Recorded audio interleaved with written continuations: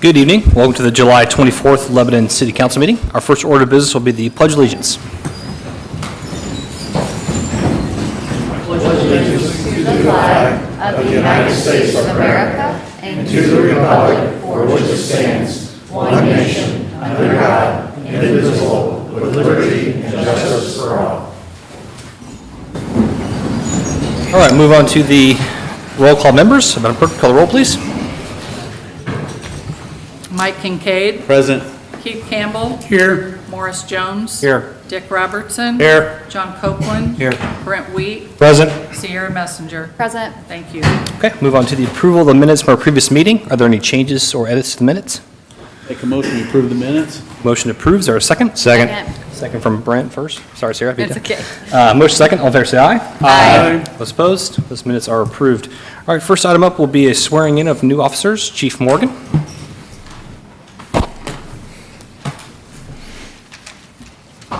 Good evening, Council. Tonight, I'm proud to introduce LPD's three newest officers to you guys and to the public. Two of them are laterals coming from other departments, and the other one had experience doing the gelling stuff.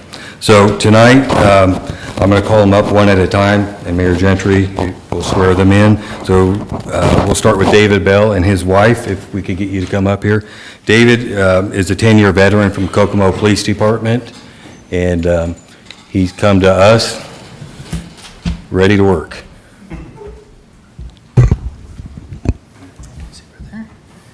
Raise your right hand. I state your name. I, David Bell, Solemnly swear solemnly swear that I will support the Constitution of the United States that I will support the Constitution of the United States and the Constitution of the State of Indiana and the Constitution of the State of Indiana and all laws and ordinances and all laws and ordinances of the City of Lebanon. of the City of Lebanon. And I will faithfully discharge my duties And I will faithfully discharge my duties as a member of the Lebanon Police Department as a member of the Lebanon Police to the best Department of my ability. to the best of my ability. So help me God. So help me God. Congratulations.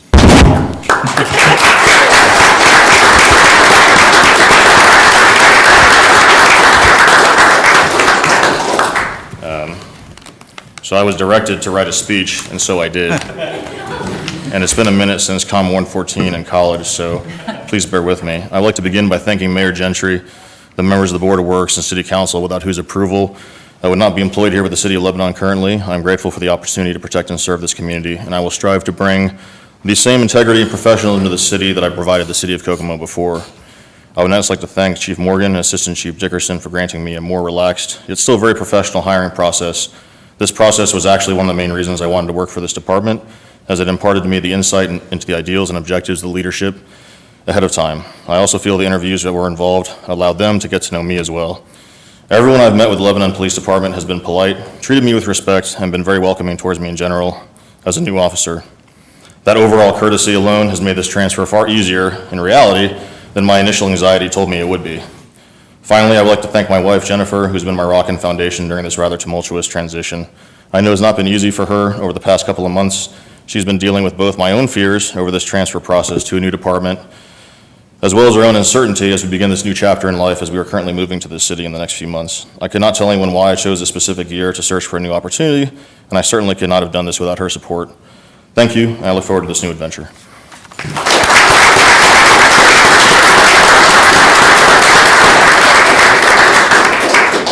Next, if I could get Kevin Elliott and his wife Stacy. Kevin is coming to us. He was a school resource officer here in town for a couple of years. Now he's ready to work the road. Raise your right hand and left hand back. Repeat after me. I state your name. I, Kevin Elliott, Solemnly swear solemnly swear that I will support the Constitution of the United States that I will support the Constitution of the United States and the Constitution of the State of Indiana and the Constitution of the State of Indiana and all laws and ordinances and all laws and ordinances of the City of Lebanon. of the City of Lebanon. And I will faithfully discharge my duties And I will faithfully discharge my duties as a member of the Lebanon Police Department as a member of the Lebanon Police Department to the best of my ability. to the best of my ability. So help me God. So help me God. Congratulations. Thank you.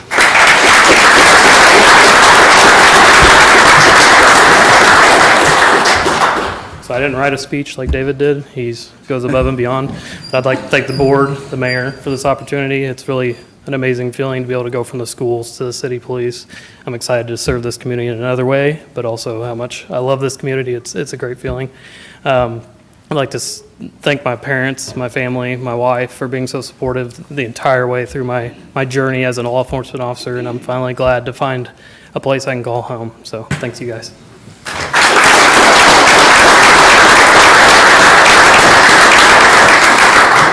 Then last, we have Brianna, and if her and Ethan could come up. Brianna is coming to us from being a corrections officer for several years.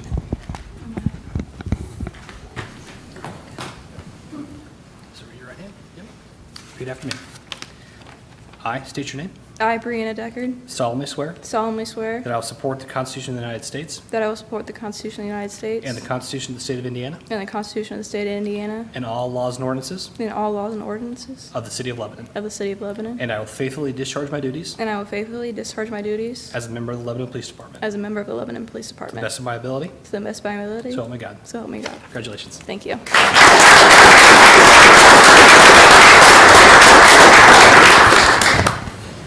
Good evening. I would first like to thank the following for giving me the opportunity to be here today.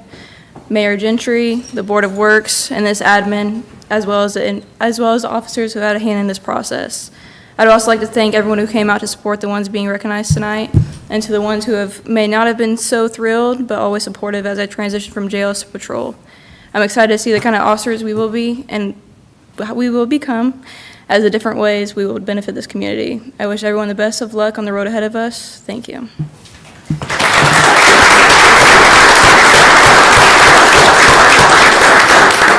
Thank you, Council and Mayor. Okay, thank you, Chief. We're going to pause for a break, so if you want to leave the chambers, feel free, or you can stay. We have some good things on the agenda tonight, but I will not take it personally if you choose to leave. So with that, we're going to stand in brief recess while you guys exit, and just, if we stay inside the building, just please be quiet because the rooms do echo. So I think we're going to go outside, but again, you can stay if you want to as well. So, all right, we're going to stand in recess until the fall of the gavel.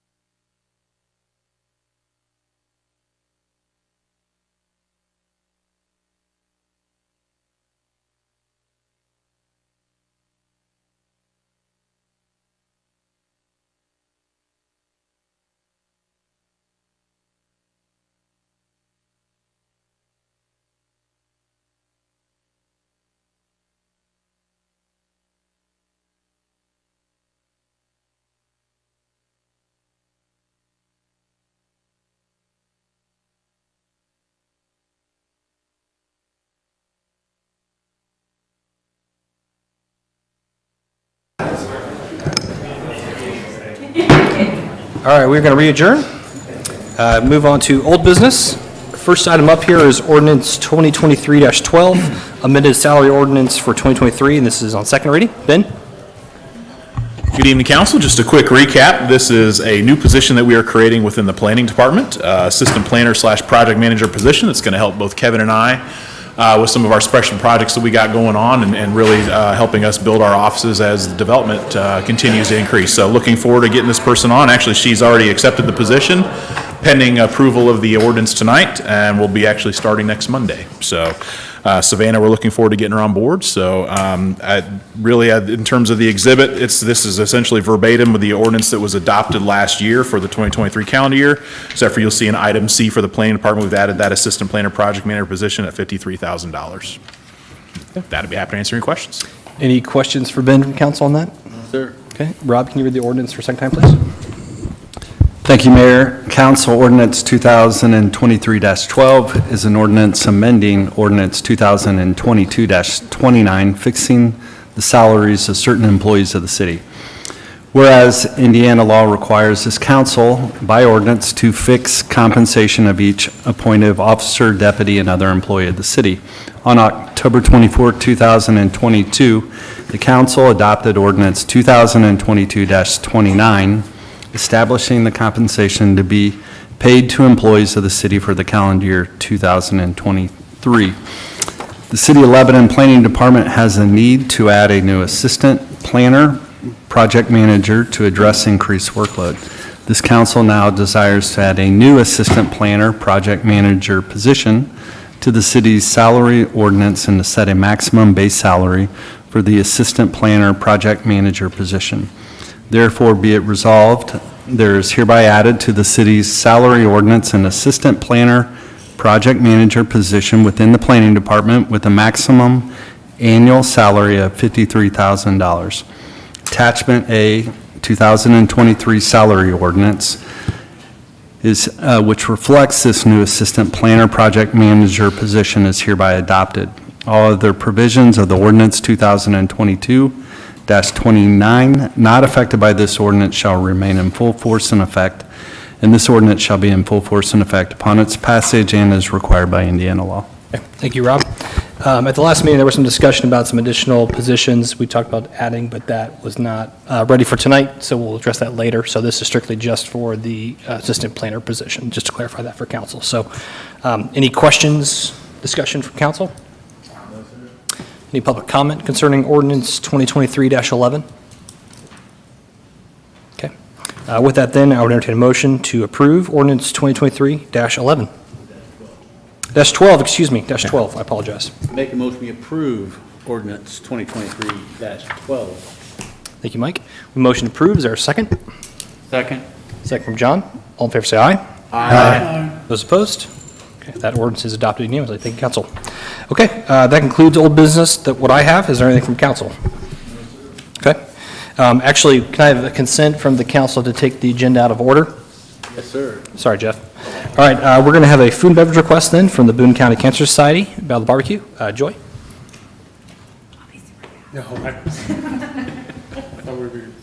Because you're first on the agenda doesn't mean it stays that way, Jeff. Sorry. That's all I wanted. Sorry. No, Hi, my name is Joy Kaler, and I'm the Executive Director of the Boone County Cancer Society. I am requesting funding for this year's Battle of the Barbecue. That's August 12th, so it's really close, just a few weeks away. I think most everybody knows about the Cancer Society, but we provide prescription assistance, doctor bills, gas cards. We have a support group, so this is our largest fundraiser that we then put back just to the cancer patients living here in Boone County. So I would greatly appreciate. Last year, we had 2,000 people come through. We raised $90,000. So it's a pretty great day if you've never been. So any questions? Any questions for Joy from the council? No, I've always gone, I've always enjoyed it, so it's a good deal. John, from the food and beverage report? We had a meeting with Joy and her organization on July 20th, last Thursday. I was present, Morris Jones and Brent Wheat. Joy made the presentation. The day event, like she said, is August 12th, 2023. It goes from 5 p.m. to 7 p.m. We talked about the number of teams that she's had in the past. Last year, 35 teams. This year, 35 teams. The approximate attendance last year was around 2,000 people. The organization itself, for the barbecue, started in 2007 or for the last 16 years. And it's being held at the Lebanon Memorial Park. It takes a lot of people to get this to go, not only the people that are on the teams, but she has approximately 300 volunteers. And it takes a lot of people for this small group in a small time to get everybody in, get everybody out to serve the people. And I think everybody enjoys it. The money that they raise stays locally, and assist the people here in our area, which is a great success for not only your organization, but the city of Lebanon, which we greatly appreciate. The Food and Beverage Committee has made a positive recommendation tonight to the council. For how much? So I'd make a motion that from the Food and Beverage Fund, we give the Cancer Society $1,500. Okay. We have a motion for a $1,500 contribution from the Food and Beverage request to the Boone County Cancer Society. Is there a second? Second. Motion and a second. All in favor, say aye. Aye. Opposed? That is approved. Thank you, Joy. You want to give one last plug, getting details, cost to get in, all that stuff for you? Well, it costs $10 to get in. Let's see, I'm auctioning off a golf cart. So if anybody would like a golf cart ticket, they're on sale anywhere around town. I have them on me. And you can take it home that night when I draw the winning, well, somebody else, but we'll draw it. As long as they have a permit, right? Yes, yeah, and and it's insured, I've already, yes. So yeah, no, I'm really grateful. I appreciate this so very much, so thank you very much. Thank you, Joy, and thank you for all that your organization does for our community. So Thank appreciate you. that. Thank you. Best of luck on good weather that day, too. Hey, don't speak that. It's always good. It's always good. Yeah. Thank you. All right, we'll return to our previously scheduled agenda then. Item A will be ordinance 2023-11, Economic Development Rider Ordinance, and this is on first reading. Jeff Jacob from Lebanon Utilities. Thank you, Mayor, Council. Just for the record, I will always defer my spot on the agenda to barbecue. So I'm here tonight to talk to you about repealing and replacing an ordinance that is currently on the books, referred to as the Economic Development Rider. Some of you may have been on the council in 17 when this was initially passed, but just to give you a little bit of background, we are a member of IMPA, which is where the city derives its power. It's a wholesale co-op power provider. And IMPA developed in 2017 this economic incentive program, and it's to encourage investment in IMPA member communities by large power users. The current program in place provides that a large power user, which is 1 megawatt or more, that provides $1 million in new construction or investment on a site, qualifies for a 5-year reduction or discount in their monthly electric service bill. Now, what's important to note is this doesn't affect our current ratepayers, residential ratepayers, and this is not something that comes out of the utility or the city's coffers to pay for this program. This is a discounted program that IMPA offers. They discount their wholesale power to the city for every large power user that we have that qualifies under the program.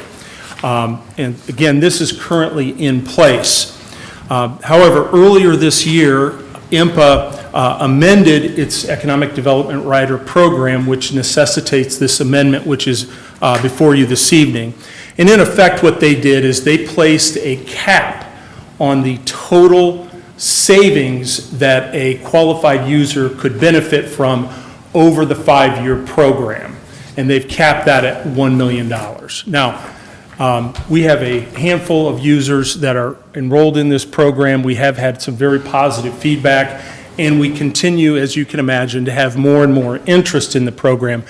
It's important to know that right now, the $1 million cap would affect none of our users that qualify for this program.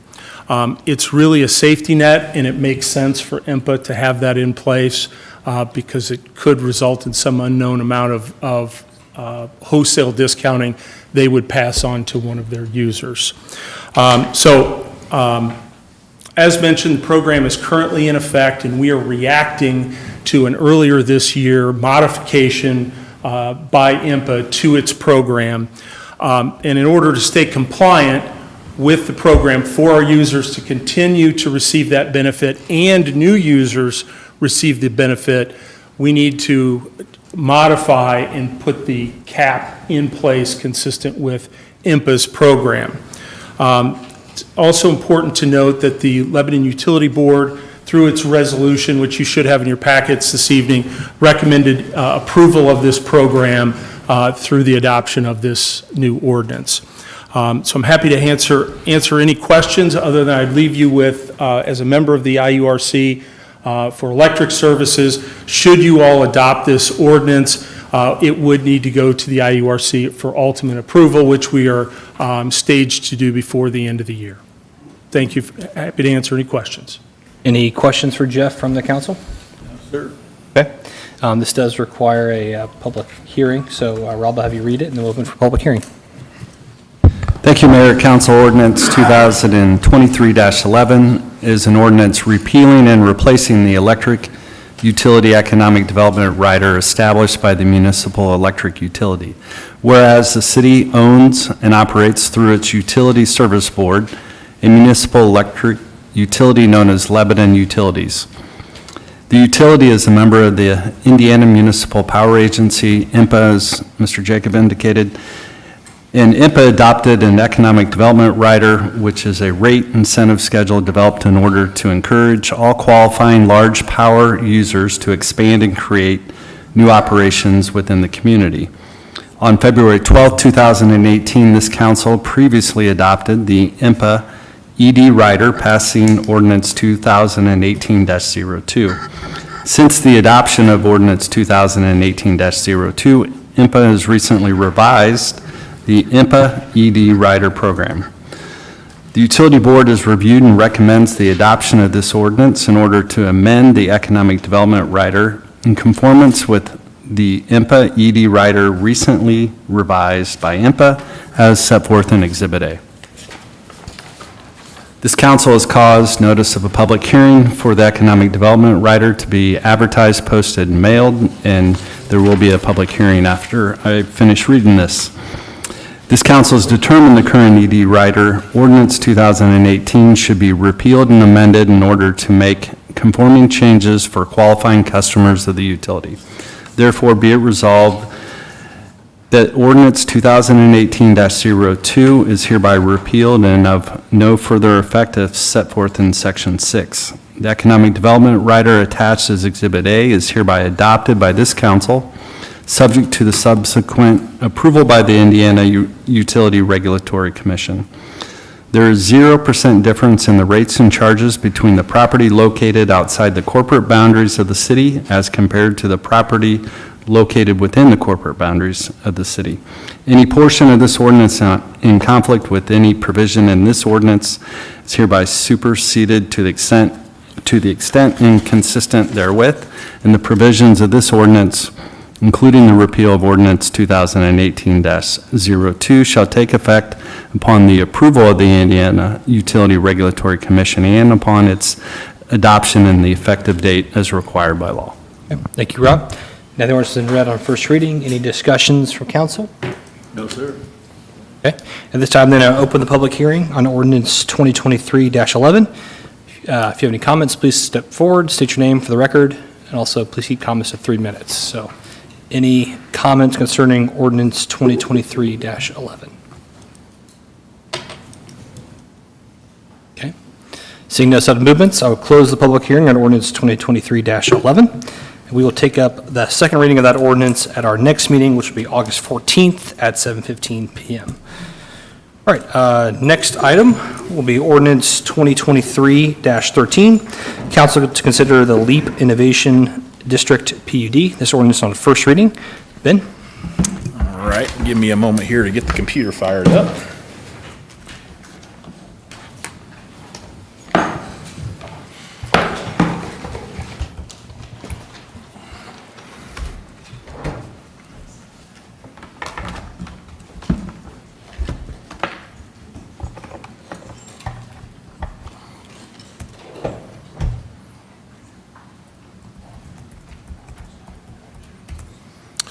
All right, I will do just a quick introduction before we turn it over to the consulting team that prepared the ordinance and comprehensive plan amendment for you. We're going to do a bit of a combined presentation for you on the next two items on the agenda, both the ordinance and the resolution. Certainly we want to consider them separately, but we'll just do one big presentation for you here on both here in a moment. But just to let you know how we kind of got to this point. As you all were aware that the county was working through a process to identify how they wanted to address the LEAP district through a PUD ordinance that would address things outside of the city and look at areas that potentially could be expanded in the county. My understanding is now they've become a little bit more narrowly focused on just some of the corridors that are outside of the LEAP district into the county. And that directional change occurred about 3 or 4 months ago for the county, and so we recognize the need for the city to move forward with a PUD ordinance specific to the areas within the city of Lebanon related to the LEAP district, and then any properties that would be annexed in the future that would become part of the LEAP district as well.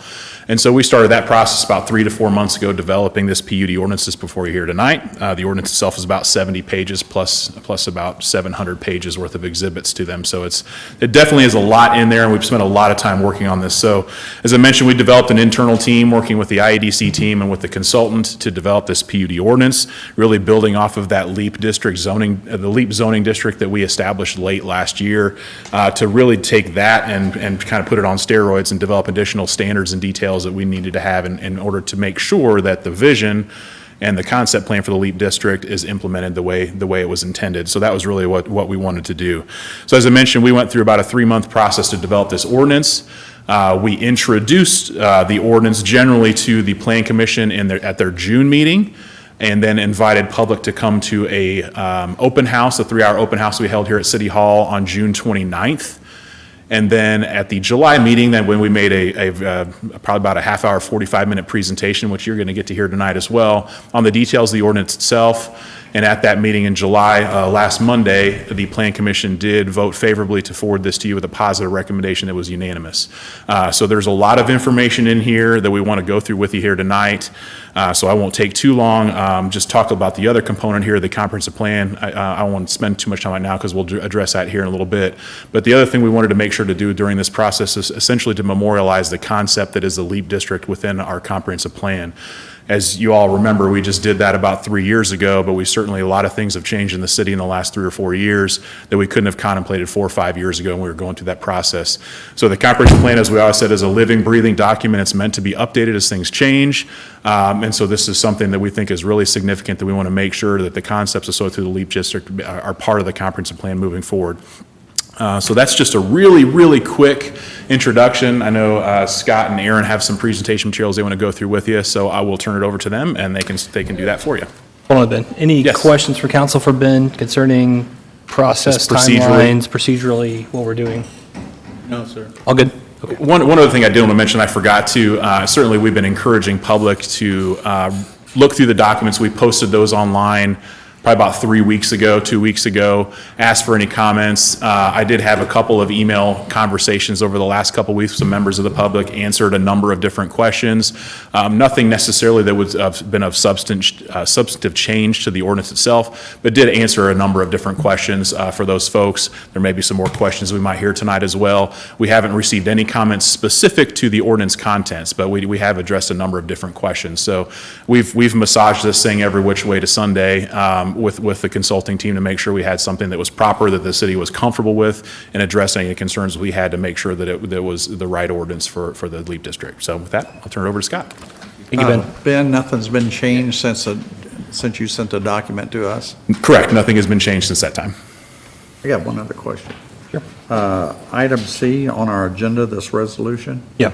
has it got anything to do with this? Yeah, it's related. Yes, Yeah. that would be the comprehensive plan amendment I just briefly mentioned. We'll go through it in more detail after they do this presentation. Yeah, on the they're next going to item. present everything so we understand what it all means, right? And then and Did we get that resolution out ahead of time? Yes, it was in that same link with the PUD ordinance that you received. There should have been 2 documents in that link. One was the ordinance and one was the resolution. Yeah, look. Good, Scott. Mayor and council members, my name's Scott Alexander. I'm outside counsel for the IEDC. It's been a little bit of time since I spoke to you last. I thought I would briefly try to provide some context about why we're here today, and then turn it over to the consultant to go through what's a fairly detailed presentation. Again, this is an ordinance that's about 70 pages and has exhibits, et cetera. And we want to make sure that we provide transparency and detail related to this ordinance, which is why we're going to go through that tonight.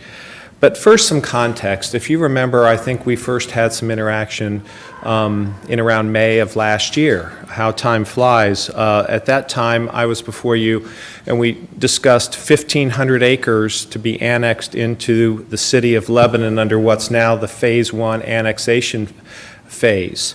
Most of that property was what's now the Lilly property, which is 600 acres, then about 900 acres on both sides of I-65, kind of going south from the Lilly property. At that time, it was zoned general industrial, which is the most expansive and least restrictive zoning that Lebanon had at that time, and there were some additional restrictions put on it.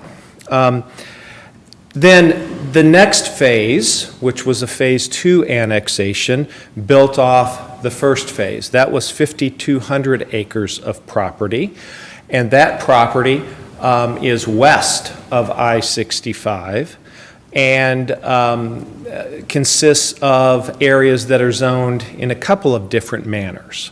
One of those, south of the trail, has been zoned under a new zoning classification that was put in place at our request, the LEAP zoning classification. At that time, I indicated to you all that we anticipated and requested that that be placeholder zoning for that particular area, for really two reasons. Number one is we planned and we stated back then that we would be developing a comprehensive planned unit development ordinance that would facilitate a variety of anticipated users, not just a Lilly here or a semiconductor chip manufacturer there, but a variety of uses that were anticipated for the LEAP district.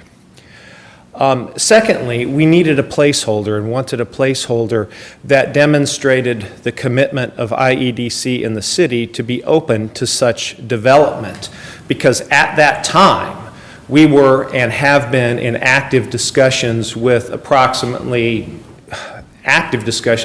10 prospective users for the LEAP district. And the latest information I had heard is that investment is in the range of $50 to $100 billion. And so the council graciously approved that, and so we had this placeholder zoning at that time, and then as Ben indicated, we went to work. And that work, to say that there were a lot of calls, emails, is an understatement related to the back and forth and collaborative efforts to try to address all of the comments to put together what is a very large planned unit development ordinance. But there was also some litigation related to the Phase 2 annexation, and it's important for us to discuss that context. There was a challenge to the zoning and to the annexation itself. I'm here to say today is to provide the context. A court has ruled, and it's not appealable because the time has run for that, that the few folks that objected to the annexation, the Phase 2 annexation, the court ruled that the annexation is lawful, it is recorded, it is final. Those 5,200 acres are in the city of Lebanon. Those few owners in Boone County also objected, and they indicated that they didn't believe that the LEAP district zoning was lawfully enacted. The court dismissed that as well, and that LEAP zoning classification is the law of the city related to that. There is a pending challenge to the zoning of the LEAP district area south of the trail, which had the placeholder LEAP zoning. That is still pending with the court, but it's really a moot issue, because if the planned unit development ordinance is passed, that will replace that zoning. And because of the additional request that the comprehensive plan be amended, that will really eliminate any issues in our mind that could be challenged related to that. So that's some context about why we're here today. And Commissioner, did you have a question? No. Okay. And so why do we want a PUD? It's a good question. We believe a PUD is appropriate for a couple of different reasons. One, we want detailed certainty and standards for approximately 6,800 acres now and about another 1,200 acres later that we would plan to annex into the city.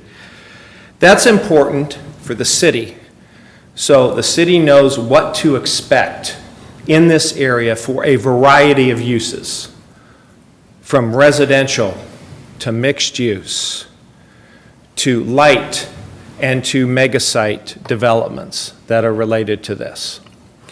It's also important to the IEDC, as well as the city related to this, and it is of critical importance to the third-party potential users.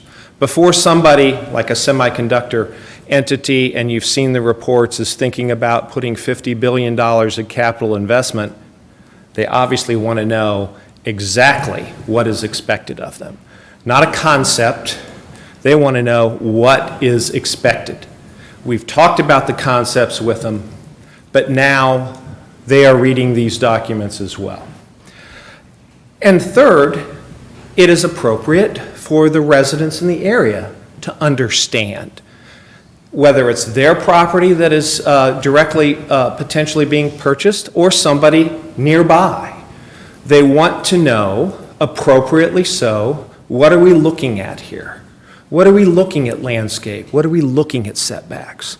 Those types of things. So that's why we are here today, is to provide that detail about what has been proposed and recommended, I believe, by the planning folks, and Ben will relate to that.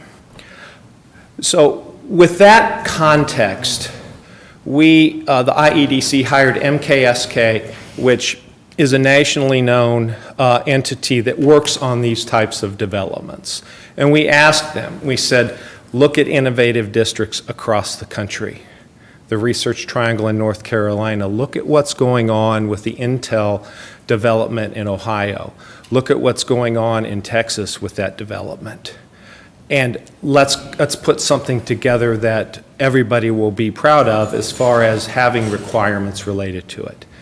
That's what they have done, and that's what Aaron will be telling you about in about a 30-slide presentation that was provided. It's the exact presentation that we presented to the Area Plan Commission.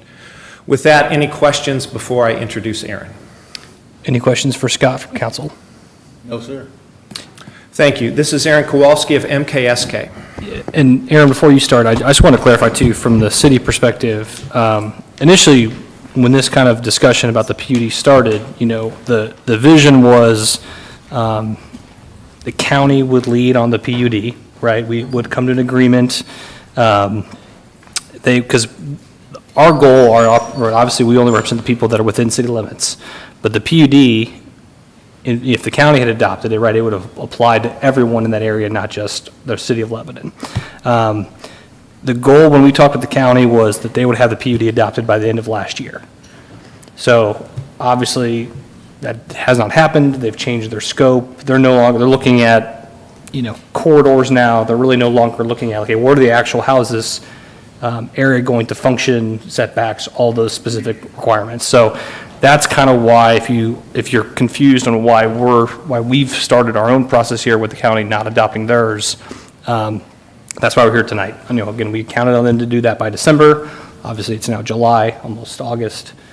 Nothing has been adopted on their side, and obviously with the outstanding potential users looking at LEAP, we need some direction, and so that's why we had to move forward from a city perspective, to make sure that we want to see what we want to see there reflected, but then also balancing that with the residents that are currently there and providing them protections for them as well. Because without this ordinance, the only protections they have are what's in the current zoning classification, which this significantly beefs that up. So with that, I'll turn it over to Aaron to present more. So.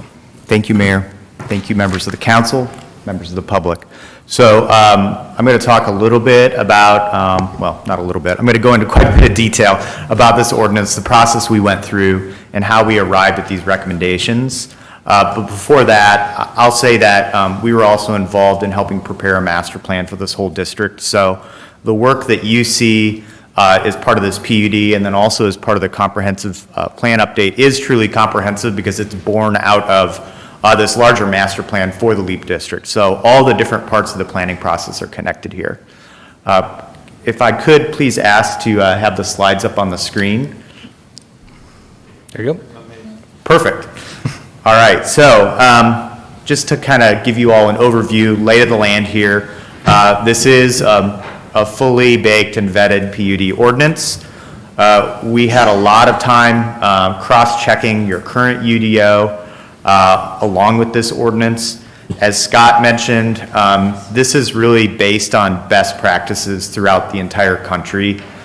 We've gone out to North Carolina and visited Research Park. We've gone to Ohio and gone to the Intel campus, and we're understanding kind of and bringing kind of the best of what was learned, good and bad, about those developments to the table here, and we've tried to get that within this PUD ordinance for your consideration. So as we walk through this step by step, in general, what you see before you is an overview. This is, as I mentioned, a fully baked ordinance that includes everything from applicability to rules and procedures, definitions.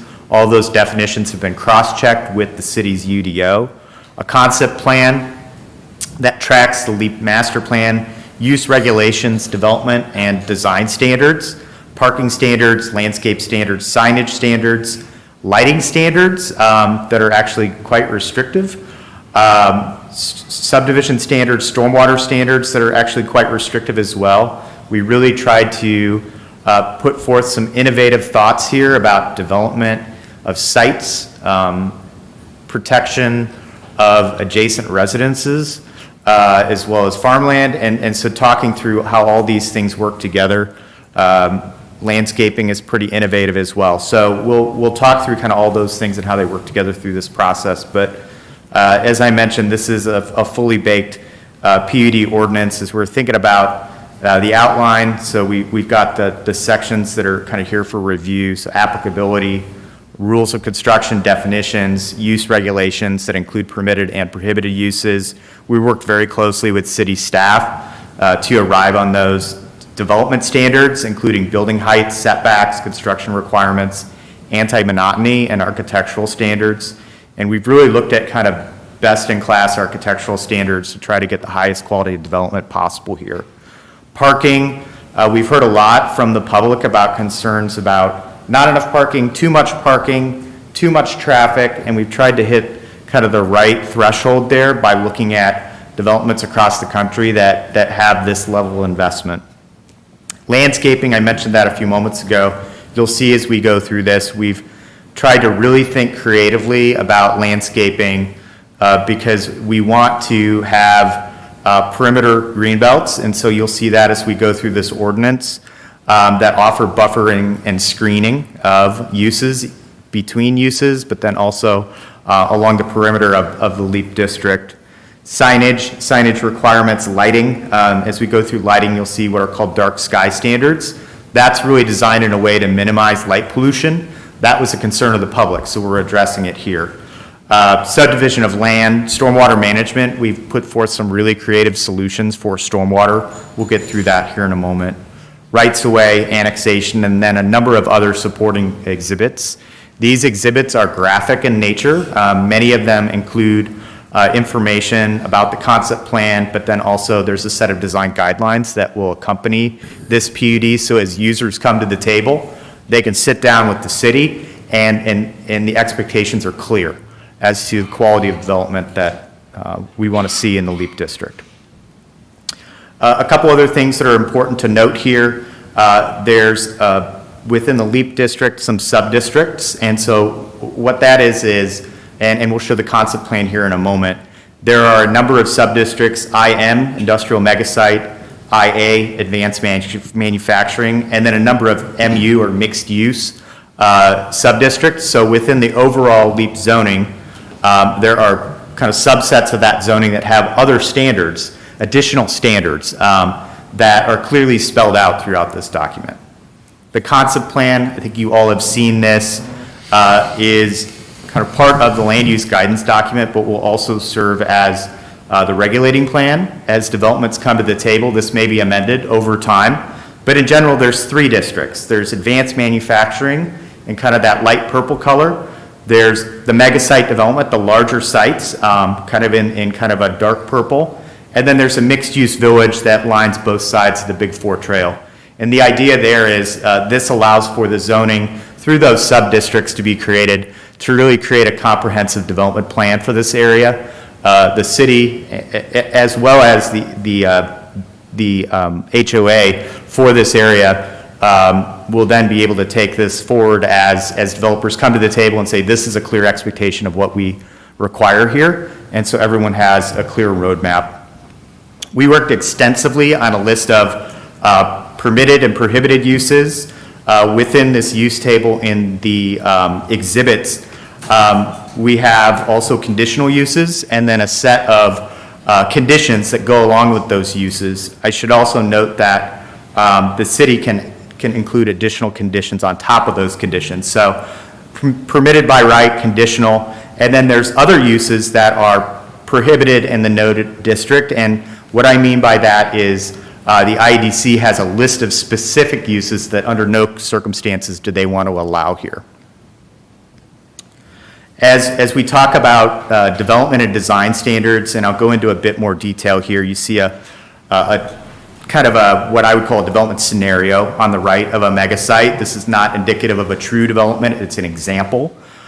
We understand that, you know, the zoning, the placeholder zoning started with a set of standards. We reviewed that. We also reviewed those standards against best practices throughout the country, and what we arrived at that would be applicable to a site such as this is if you're on a road corridor, you have a 400-foot minimum setback. So for instance, if you're on a road like 32 and you're in a mega site, that's a clear expectation of the building setback. There's a parking setback associated with that as well.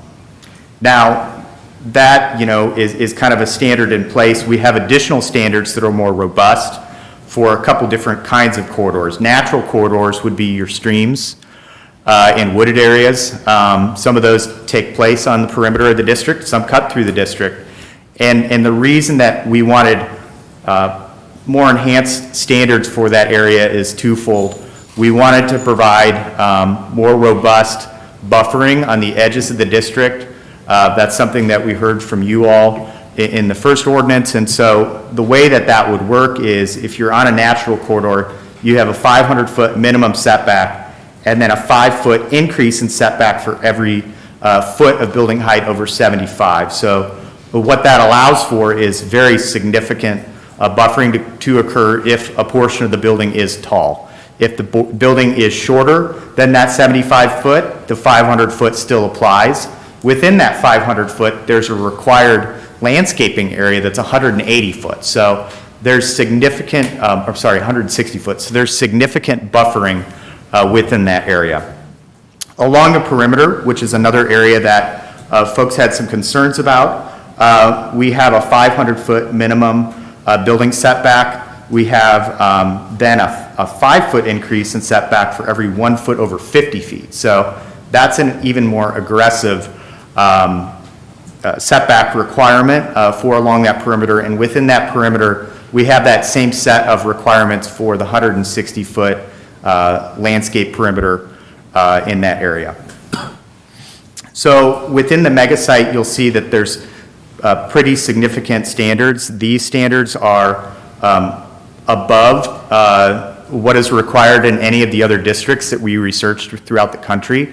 So we want to reassure you all that we are bringing forward what we believe is kind of the best ordinance possible that balances the need for economic development with the need to provide buffering, especially on the perimeter of the districts, and achieves the goals of the LEAP district of creating a place that's really special that also enhances things like stormwater areas throughout this place. Building height in the mega district is capped at 250 feet. Your accessory building height could go up to that of 300. Again, those significant setback requirements that step up as development intensity increases is a big part of that. As we get into the advanced manufacturing district, we have the same basic types of standards, although they are a little bit reduced. You can see that the maximum height of the advanced manufacturing district caps at 200. That's not saying that every building is going to be 200 feet in height. Most are not. The perimeter still has that sliding scale setback along the LEAP district perimeter. That's the 300-foot minimum plus a 5-foot increase for every 1 foot. And then the required LEAP perimeter buffer, the landscape buffer, still applies during that perimeter area. So kind of breaking it down for everybody, we have these standards in place, and you can see kind of how that sliding scale begins to work. What that offers is for buildings that are not that tall, they can develop with, still a very significant setback, 500 foot in the mega district and 300 foot in the advanced manufacturing district. But then as those heights increase, so does the need for setbacks. So you get further and further and further back as those heights increase. And then, as I mentioned, no matter what the height of the building is, we've got the 160-foot greenbelt required along the perimeters, along the stormwater areas, and then also between non-residential and existing residential uses. And 160 foot, is a pretty significant buffer. In addition to trees, that could include berms and fencing. Within that area, we would not expect buildings and/or utilities to be built. But there could be things that are incidental to operations like access roads and/or sidewalks, trails, things like that in that area. Hey, Aaron, just 1 second. Ben, I'm going to call you up real quick. For perspective, setbacks in our current Lebanon Business Park? In the business park, setbacks are 50 feet, so a 1/10 of what we're talking about here, and plus those aren't increasing. And then from a buffer perspective, the largest buffer that we require is 25 feet, so the 160-foot buffer is about 6 times what we require anywhere in the city of Lebanon right now. So these are significantly higher setbacks and buffers than what we require now. Okay, thanks, Ben. And if we switch back to the screen, thank you. You can kind of see how this is illustrated. This is, again, an example. This is not a real site. But you can see if you start at the top, major roadway, 160-foot roadway greenbelt. And I know it looks small because that site is really big, okay? Then your 400-foot minimum setback on the major roadway, you see what that is. You've got a 200-foot parking setback, so you can see some parking in there.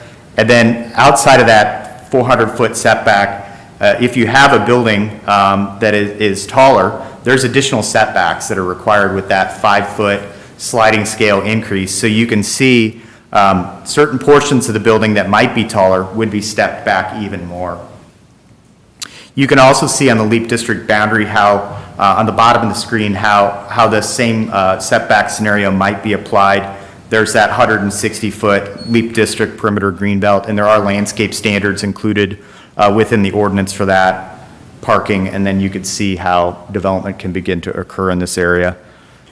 We believe that this provides significant buffering between uses, between roadways and users, and also allows for things like stormwater, wildlife corridors, things like that to be included kind of around the perimeter of the sites. That's another way that through this process we've thought about how we can be creative. Things like we don't want to have traditional detention and retention ponds, but we would like to encourage things like wetland banking, enhancing streams and ditches, things like that, that really could be beneficial to not only, the whole district, but the region as a large, and really put forward some of the best stormwater practices possible here. This example in front of you here is when you might have an adjacent residential parcel, but let's say you're not on a road. How do we then provide that same level of protection for those residential properties? And so what you see here is if you had a residential site that was abutting an industrial mega site, you would still have that 160-foot internal residential use greenbelt. You would have the parking setback that is fairly standard. And then in this example, if you had a 50-foot tall building, you would still have that 400-foot minimum setback. So what this is really saying is if you have an adjacent residential property, you've got 160 foot of significant planted landscape buffer plus an additional couple hundred feet of setback before you even get to a building, even if it's at 50 feet in height, which is under 3 stories, or right at 3 stories. So the other thing that is important to note, as part of the development standards, we've put together kind of a full set of standards for the mixed-use district, and the idea is that that would be in place over time as development occurs. This is something that we've learned as we've looked at other districts throughout the country, notably the RTP district in North Carolina. They wish they had a mixed-use district. They're trying to redevelop a portion of that business park to have a mixed-use district because people that live there and are near there and people that work there really want to have enhanced opportunities. The fact that the Big 4 trail cuts through the site, we think is a huge opportunity for activation for business, but then also for people that want to live close to the district as this builds out. This may be one of the later things to develop, but we want the zoning in place, and so we've included kind of 3 levels of regulation here. One that's mixed use town center, focused on mixed use, so ground floor office or commercial, upper floor residential, or multifamily. Another that would be kind of a step down from that, which would be focused on small scale multifamily and townhome type development. We're seeing a lot of interest in townhome development, in particular in this region. And then we've included a 3rd threshold here if a lesser density development such as single family were to take place in this district. Now, it's also important to note that we have those 160 foot setbacks, green belts and things like that from the residential district. So if a new residential district, a mixed use district gets developed as part of this leap, there's protections in there as far as setbacks from any kind of large user as well. Other things that are included within this PUD that we feel are pretty innovative and are really trying to increase the quality of development are pretty detailed height, building location, and architectural standards, looking at things like how buildings are constructed, where breaks in the facade should be, where materials or colors should change. We've provided a pretty lengthy list of appropriate materials for both buildings and roofing throughout the district, and so we feel that this is really an opportunity to continue to allow for this development quality to really set the standard within the region and frankly the country for this kind of development. Things like anti-monotony, you probably see that quite often in more residential type subdivisions, but it's just as important with commercial and industrial projects. Requiring multiple building materials, but then also really encouraging sustainability from a environmental and energy and materials built use perspective is important here. And so we baked in a lot of standards that will encourage those users, and they're very interested in it, in putting forth some of those standards that really will allow for good development, good quality development to occur. Parking, we provided a full parking standards section within the ordinance that complements the city's existing UDO and includes not only standards for parking, but how these lots will perform, how they're landscaped, how stormwater works within them, opportunities for things like shared parking, electric vehicle parking, loading, landscaping, bike parking, but then also thinking about, as technologies emerge, we're starting to see solar canopies on some of these parking lots. So you pull under the solar canopy, your car's protected from the rain and snow, and then they're generating a little bit of energy for the site as well. I've talked about the greenways pretty extensively, but I just want to reinforce that that's a major element of this ordinance that has been added, and we've cooperated and collaborated closely with the city on this, and trying to continue to enhance these standards, really arriving at that 160-foot. And you can see here it is an example. Obviously, these are just, circles on a map, but as you think about a greenway, it's not going to be landscaped in a way that looks like a strip mall where you would just have a tree every 20 feet or something. We want the trees to be clustered. In between the trees, we would want shrubs, grasses, perennials. So really trying to create a large planted area. The goal here would be for these eventually to naturalize, for them to look and feel like they belong within the landscape. As far as landscaping is concerned, we've also put a lot of thought into how stormwater works within these areas, how parking lots are landscaped, where stormwater goes from these parking lots, what kind of fences and walls would be appropriate.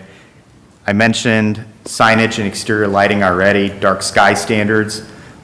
This is pretty innovative stuff. This is really trying to reduce the amount of light pollution. If you research dark sky standards, there's all kinds of benefits to wildlife for employing these standards. And really, the goal here is if you don't need lighting for public safety purposes, turn it off or dim it. Because what we are seeing throughout the country is, especially with large developments, there's a huge amount of light pollution. And if we can tone that down, that is really a positive thing, especially for people that may be living nearby, that want to enjoy the fact that they do have dark skies. We want to promote that. Subdivision of land really supports that of the city's UDO today, but there's standards included for trails, multi-use paths, sidewalks, requirements for traffic impact studies, as that is a concern. Has been brought up through this process. The setbacks and landscaping all work together with the trail and multi-use path standards, and also with the road standards that were included within the master plan and continue to be explored and moved forward as part of this project. We've included typologies within the ordinance that the city can then point to as both public and potential for private roads are developed and over time. And for private roads, I mean an entry drive to an industrial complex, for instance. But thinking about how all these things work together, reserving the right-of-way so that we can have good quality sidewalks, landscaping, berms, then outside of the right-of-way, that 160-foot buffer that we discussed. And you can see the different kinds of roads that are contemplated within the LEAP district, how they are not basic DOT type streets. That the thought there is that these are going to be special. But then also we heard a lot, and we met with the Trails Advocacy Group, for instance, about how we really need to include pedestrian infrastructure on all of our major roads, and we're committed to that. Different kinds of roads. This is for the mixed-use boulevard. Stormwater. So a couple things I think that are important to note here. Really, there's three different approaches towards stormwater here. There's requirements for on-site detention. There's requirements for stormwater best management practices, and what I mean by that is retaining as much stormwater on site and having it go down to the aquifer. We do not want runoff, okay? And then also cleaning it before it gets to a place where it might run off. The other thing that we've included as part of this, which we think is really an opportunity to create something really innovative, think of a Central Park type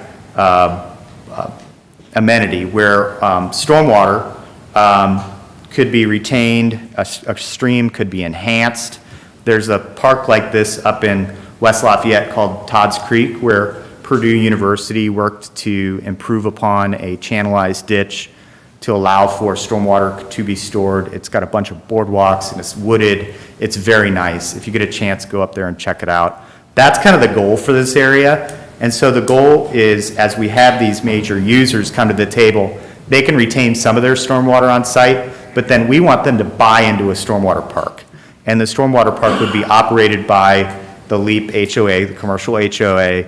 In addition to that, there's an opportunity for wetland mitigation, which is primarily a program operated by the state DNR that allows for, if there's any impacted wetlands, those to be placed in a specific zone. So the idea is, if we could include all of these things and then also work with the city's impact fee ordinance for parks, maybe there's an opportunity to create some really meaningful open space. This could be a real signature place for the city of Lebanon to showcase that this development is really special. This could be on the edge of the mixed-use district. And then, I know I've been through a lot of information. We have a number of other exhibits, but we're not going to go through those unless you all have specific questions about them. But I think it's important to talk a little bit about the process here. So we've mirrored, if a developer comes to the table and wants to do a project here in Lebanon, once this PUD is in place, it complements the process that the city already has set up. It's important to note that per the kind of covenants and restrictions and declarations that there is an architectural review committee. That committee is made up of the HOA group, and that, and Scott can talk about that during Q&A if there's questions specific to that, but basically that's the first step before a development even gets to the city. So the HOA needs to review the development, make sure that they believe it meets the standards of the PUD, the ordinance, the master plan, the design guidelines, and the intent of the district. Then at that point, there would be a letter of support that would accompany that, along with submittal to the city. The city, of course, would be involved during that early step as well. Then it would go through your normal process, which would be a filing for appropriate plan review, TAC, and then other things that may be required depending on what the use might be. So just know that this is not really a totally different process than what you all do today, but what's been set up is one more level of regulation, one more level of oversight before a project even gets to Ben's desk in the planning office. So I've talked a lot, and that was kind of specific information about the PUD. And I might ask Ben, do you want me to continue rolling into the comprehensive plan, or do you want me to pause and see if there's questions? Yeah. Are there any questions? I know that's a lot to get in front of you. Yeah. In the PUD, after all the trees are planted and all the bushes are planted and all the flowers are planted, sometimes 5-7 years later, no one's been taking care of this. Mm-hmm. Is there stuff in there about that, and that HOA is supposed to upkeep, keep upkeep for all these things? And yeah, so maybe I'll start, and Scott, if you want to add to it, you can. So within each of these projects that occur within the LEAP district, users are required to be part of that HOA, for lack of a better term. Within that, there's maintenance requirements. Within that also is a description of if a tree dies, what happens, how it's replaced, what it's replaced with, maintenance that occurs throughout regular intervals throughout the year. And then on top of that, within the PUD ordinance itself, I believe there's language for if a tree dies as part of a installation, that there's a performance component to that as well. Yeah, Councilman, the LEAP district, the IEDC is requiring any owner in the LEAP district to be subject to covenants, restrictions, and the LEAP District Owners Association. Aaron referred to that as like an HOA. It's not a homeowners association, but it's a business owners association. It has a 5-member board. 3 of those members at the onset will be appointed by IEDC, and 2 of those members are appointed from owners. So that could be a Lilly, it could be a whoever else related to that. That association then is going to, and in the process already of creating what's going to be called Sycamore Management Company that will manage those exact issues. Because IEDC has obviously a vested interest along with the city to make sure that this goes forward, because we want not only the first user like Lily, but we want a second, third, fourth, fifth, et cetera. And we need to maintain that. The architectural committee that Aaron discussed has 3 members from the IEDC on it, 1 member appointed by the city, and one member appointed by the county. So currently, Ben Bontrager has been appointed by the city and is on the association architectural committee. And then Jeff Wolf, county commissioner, has been appointed, and then 3 folks from IEDC.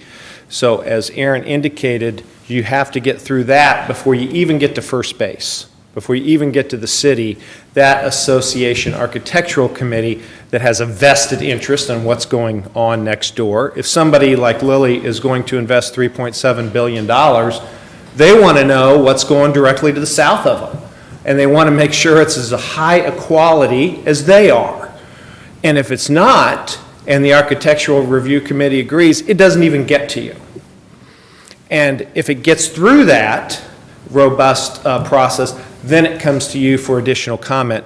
So actually, Ben gets 2 bites out of the apple. He gets the first bite in the architectural review committee, and then he gets a second bite on behalf of the city. Any additional questions for Aaron or Scott at this time?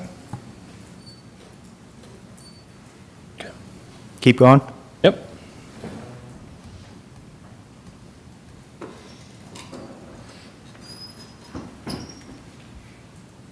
Ben, is the other one on the,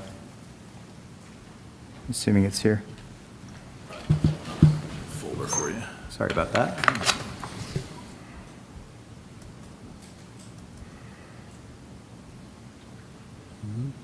Did you have a separate, were there other slides in that existing one? I don't think so. I think it was the second one.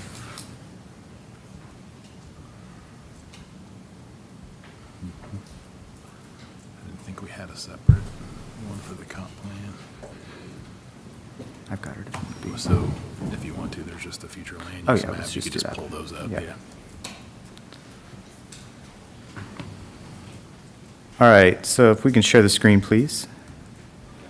So a couple things that are important to mention here. So comprehensive plans through the state of Indiana are a little bit different than ordinances. It's a land use guidance document. And so what we did here, and you can see it kind of in dark purple, is assigned a land use category, classification called the LEAP Innovation District to the area that encompasses the LEAP District. It would also encompass the areas that are intended to be annexed here in the future.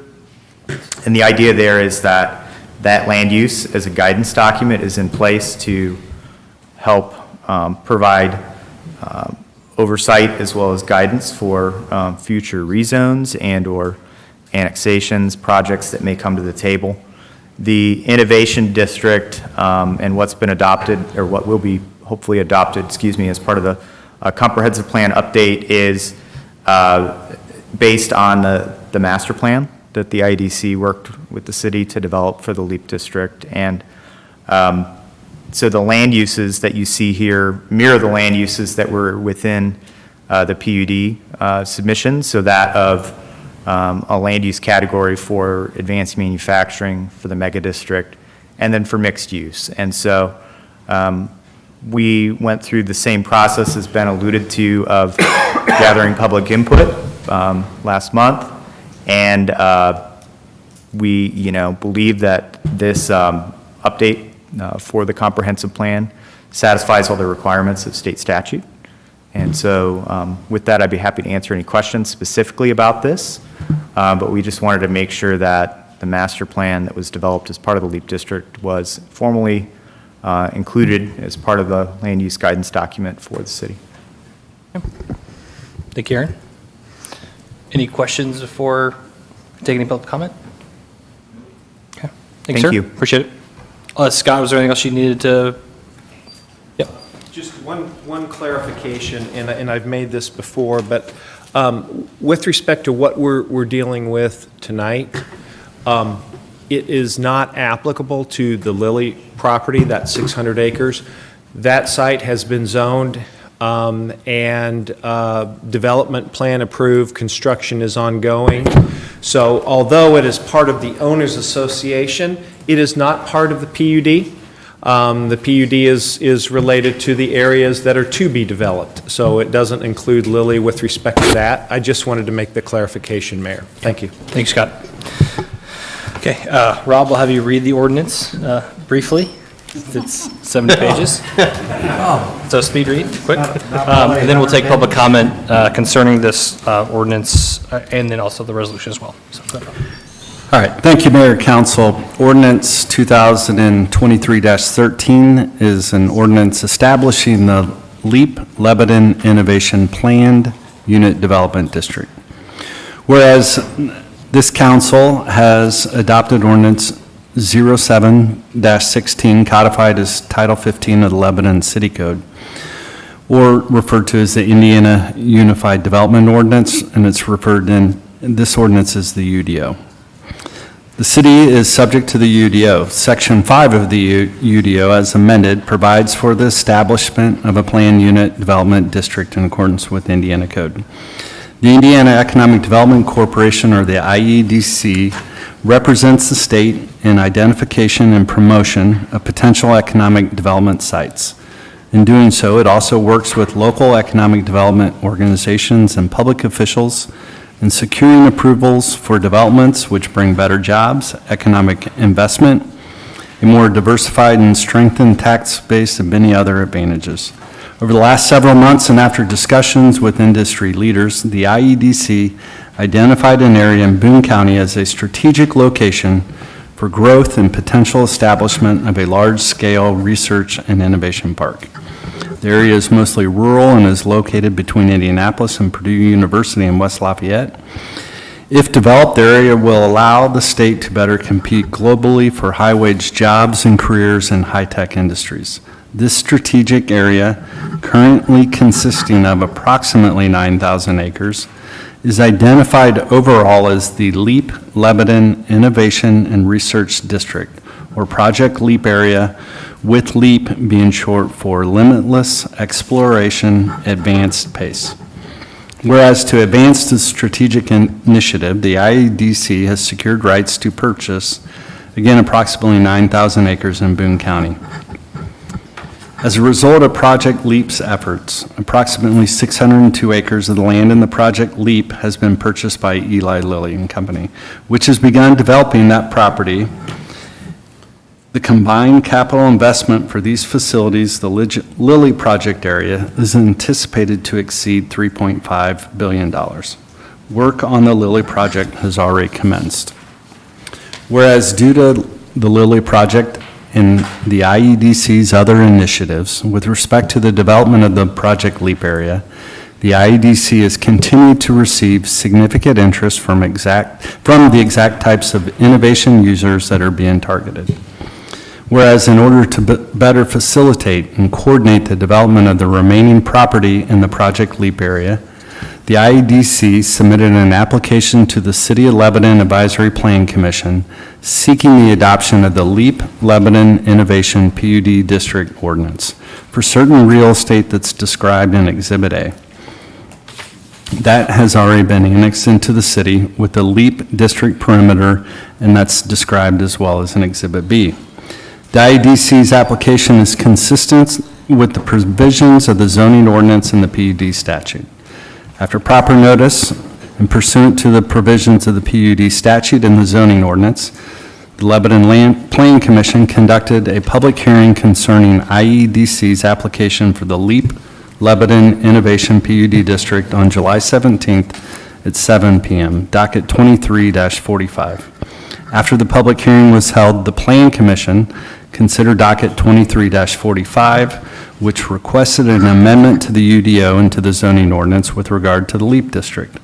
The Planning Commission forwarded docket 23-45 to this council with a favorable recommendation by a unanimous vote of all Planning Commission members in accordance with Indiana law. Secretary of the Commission certified the action of the Planning Commission to this council on July 17th, 2023. This council, again, is subject to the provisions of Indiana Code concerning any action on this request. Now therefore be it ordained that this council, pursuant to Indiana Code, hereby adopts this ordinance as an amendment to the official zoning map and to establish this LEAP Lebanon Innovation PUD District, defined as the LEAP District. All prior zoning ordinance applicable to the LEAP District, including but not limited to the interstate and transportation overlay districts, and any parts that are inconsistent with this ordinance are hereby inapplicable to the use and development of the LEAP District. All prior commitments and restrictions applicable within the LEAP District shall be null and void and replaced and superseded by this ordinance. And this ordinance shall be in full force and effect after its passage and signing, all is required by Indiana law. Again, this ordinance is 70 pages plus an additional several hundred exhibits. It's already been addressed, but I do think it's important at least to hit the table of contents. Again, Section 1 discusses the applicability of this ordinance. That's about 7 pages. Section 2 addresses the general rules of constructions and definitions. Section 3 discusses the LEAP District Concept Plan. Section 4 addresses general use regulations. Section 5 addresses development and design standards. Section 6 addresses the parking standards. Section 7 addresses the landscaping standards. Section 8 goes into detail with signage. Section 9 discusses exterior lighting. Section 10 discusses subdivision of the land. Section 11 in length discusses stormwater. Section 12 is the declaration of covenants and owners associations. Section 13 is the administration and enforcement of this PUD. Section 14 addresses rights-of-way. Section 15 addresses the annexation, and then you have the exhibits and some other provisions, including severability, state law provisions, the effective date, and then you have exhibits A through H that are lengthy. Thank you, Rob. The ordinance has been read on first reading. This time we'll take public comment. If you have public comment, please step forward, state your name for the record, and also keep comments about 3 minutes, please.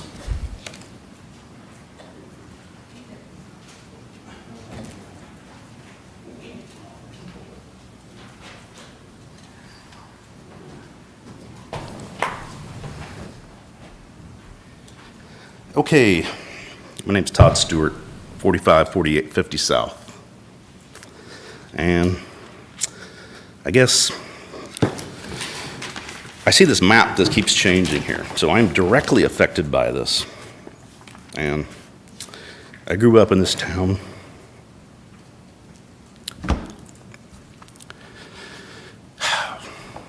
All right, I grew up in this town. It's great.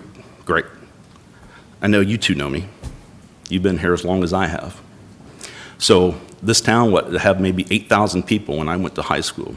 It's great. The small town feel, wonderful. People move here for that small town feel. Okay?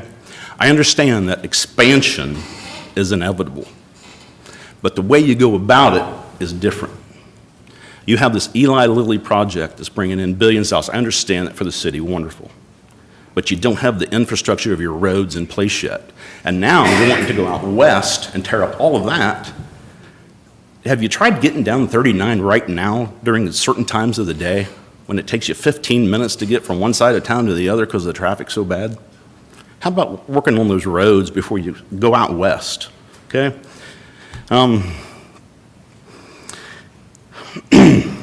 So this map here has changed. And what I'm really concerned with, and I have a question, because my parcel sits between two of yours, so 104 and 108. The one that I'm concerned about is 104, the Lane Farms. So that 54-acre parcel that runs down there touches my property as well as the west side of Wolf Creek. That parcel is going to be, I'm going to say, a half an acre, less than an acre on that corner. What is going to be done with that? If I don't sell my property, if it's less than 1 acre, what is going to be done with that? Is that not going to be I mean, is this going to be grass or, you know, are you going to allow a variance or an exception to allow building there, which you normally wouldn't? Because I had to have 7 acres to build out there. The point of the PUD is we don't have variances because these are the requirements they have to meet. So if I remain in my property, and that, I'm not sure, Myron, do you know specifically, the end of your property that touches mine on the west side of Wolf Creek, how big is that? It's about 3 acres, but with the setbacks, they wouldn't be able to build it. Right. So you're saying that is a 3-acre little plot there that sits next to mine? And you want us to be able to build there? You're mad that it? I do not. I want to make sure that you don't, because it is small enough that you can't. That's the setbacks that are proposed tonight. Right. So that land is going to be rendered useless, correct? You're not going to be able to do anything with it, right? Or is that where your variances come in and you make that change without notifying us? And If there ever is a variance request, that is a public process. But the point of the PUD is that we set the standards and rules, and people have to follow those rules. That's the goal of this PUD. But the way I see here is all you got to do is add a variance in there, and that goes against you board, and the people here don't have a choice. You pass that variance, and that building goes up, right? It's the Board of Zoning Appeals decision, not a city council decision. The small town feel here is no longer. I think people move here for that. So, okay, so another point I want to make is, we moved out there, we did this. We had to pay to get out of a flood zone. Once you start moving dirt around out there, what's that going to do? Is that going to put me back in it? Or are you going to guarantee me that I'm never going to be in there again? Can you do that? Generally speaking, when things are developed, the stormwater management improves, isn't hindered. So to answer that question, that's not a yes or no.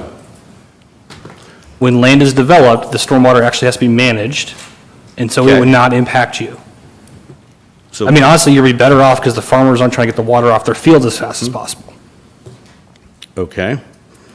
So now, this map here, We're typically going to go back and forth, but I'm giving you some extra time. So if you want to wrap up any final thoughts, this isn't really a question and answer setup, but.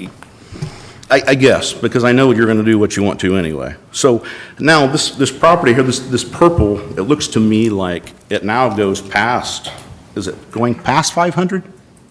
On up.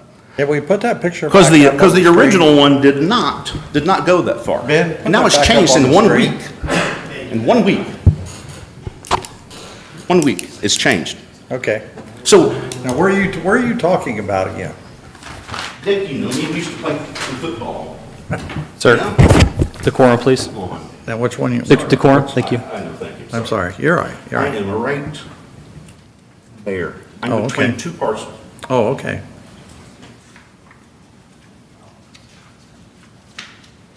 So, the way I understand it was explained by Matt.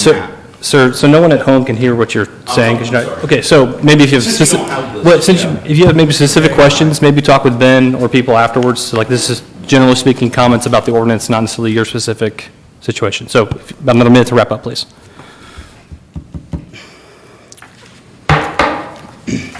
So, all right, so then Gentry, Mr. Gentry, you're saying that, you know where I'm at.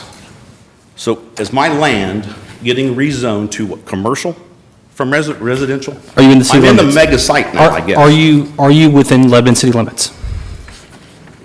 No, I'm not. So then no, your land's not being rezoned. I'm not being rezoned. Our- My property this- taxes this- will remain the same.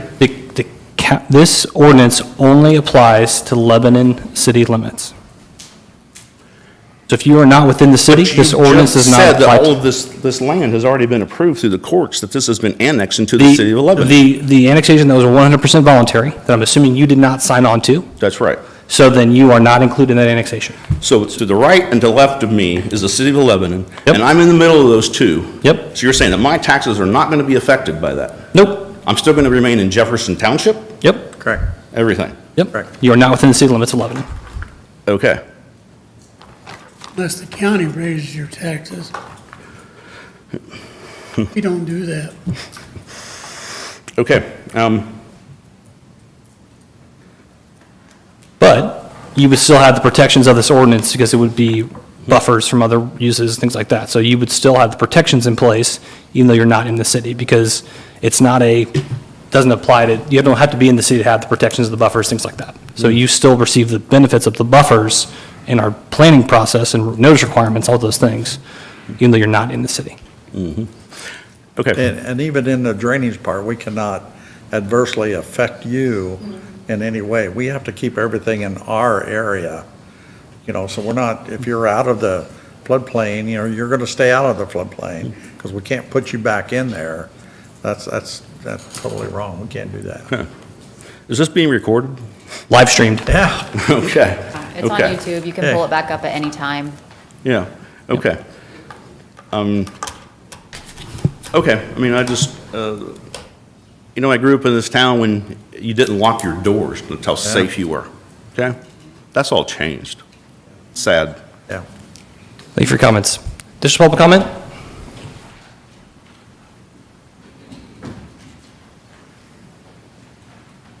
Times have changed that, not just.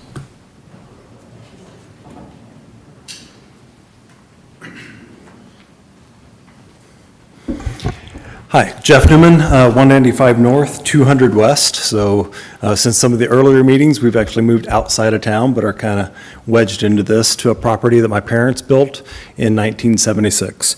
I'll apologize, Ben, I owe you an email and some questions and issues we won't get to tonight, Kevin and some of the others. Mention of documents were available 3 weeks ago. It was about a week ago that I found out about the hundreds of pages of documents and had a chance to go through them. Some other health issues and stuff prevented me from getting that stuff typed up, but lots and lots of questions and comments. I guess one thing, the PUD for the county, I think the reason for current non-action, although they're going to try to move forward with the corridor, was such huge pushback from the county owners that no, they didn't want this. That's why they didn't go forward with it. But now they're looking at what can they do on the corridors or some other areas. So a number of questions. Things like something that's been in the news lately, storms. So with wind farms, solar panels, et cetera, what happens if there's storms or other destruction and all that debris goes on to the currently county owners that are abutting some of those different developments? So what protections do we have against fiberglass shards, smoke, noise? If you've seen some of the stuff about some of the solar farms and the noise, I understand you're talking about elevating some of those, tops of buildings, roof structures, et cetera, but there's still lots and lots of noise. So how's that going to be handled as far as the decibels, even HVAC? The wind blows wrong and we get HVAC noise like crazy from the current industrial park. So how's that going to be mitigated or addressed? And then again, insurance, what happens when their property gets destroyed, et cetera, but it has a huge impact on my property. So how's that get handled? Or what protections are in place there possibly? Setbacks, I'd still give you, you mentioned, I think, from the right-of-ways, not from center of road. That's good to hear, but still, 150 feet is really only about 160 feet is about 3 times the length of this room. That's not far. This room I think is probably about 50 feet is my guess. That's not far. 160 feet, that's nothing. That's for the green belt, and then there's additional setbacks on top of that. Right, on top of that, depending on building height. So, 150. So for the industrial, Oh, I'm sorry, makes 400 foot minimum. 400-foot building. I did this the other day. 400-foot building at that setback or the additional setbacks you're talking about. This is your height. Do your old scout thing. You're talking potentially 3 hours of sunlight that's going to be blocked by those buildings from the residents. You get them on both sides of you. Now you're pushing 6 hours of sunlight between morning, evening. Think about our winters. Sun comes up late. It's going to be a lot later. Sun goes down at 5 p.m. Now it's going to be 2 or maybe 3 p.m. that the sun's going to go over the tops of those buildings, putting your building in shadow or putting your home in shadow. Runoff, I think I heard for the first time tonight mention of filtering some of that water before it goes into these wetland areas, et cetera. That was a big concern for me. You've got a lot of pavement, a lot of road debris off of the trucks, off of the cars, et cetera. Making sure that pavement or building runoff is going to be properly filtered before you try to put it into a wetland or what you're considering a natural resource area that's going to have animals, et cetera. Native trees, they drop their leaves. We deal with over a mile away is one of the Hendrickson plants right now. And at 5 p.m. at night during the winter, I can't see out my back door. I go out my back door with the light on, and I can see 20 or 30 feet because the lights are so bright. I think maybe Makeda got that taken care of this spring. I don't know. We'll see once the leaves drop this year if those lights are actually still pointed up that high. So I appreciate the dark sky initiatives there. Truck parking lot, curbs, you know, the curbs in the industrial park, they're all, you get rid of the green space, you get rid of the curbs immediately because they don't play well with trucks. So as you're looking at that, if you're going to put it in, keep it in. If you're not going to keep it in, just don't put it in. Just be upfront with everybody. We're going to let the water run off, but we're going to mitigate how that water runoff is going to be handled. Poor public notification. I know some of my neighbors, or at least what I've been told, is they've gotten the certified mail around the PUD. I don't know for sure. I think it was the county stuff. But we don't get notified. We don't necessarily see the mail that comes in. A certified mail, we should see something very clear. My parents, like I said, moved there in '76. Somehow or another, at some point, that ag land got rezoned by the county as Industrial 1. Nobody along that road had a clue. Nobody. We've talked to all the old neighbors. Nobody had a clue. County actually said when I was at the meeting about a week and a half, 2 weeks ago, sometimes people don't see those notices or don't think to look for them. So find a better way to notify people. You know, I'm sorry. We have to notify by law, that's how we do it. Pardon? We're required by law to notify by I mail, know, so, and we but don't run above the and post beyond the office, law, so. you know, I'll go drop letters in people's doors, or I can't do their mailboxes because I think that's a federal violation. But, you know, I'll do that or something. Do something more than just a non-discriminate mailer. And I'm sorry, the reporter and other things, they don't, yeah, nobody does that. We're at 6 minutes, so please. I know, I'm sorry. The data center, would love to hear about the $3 billion data center.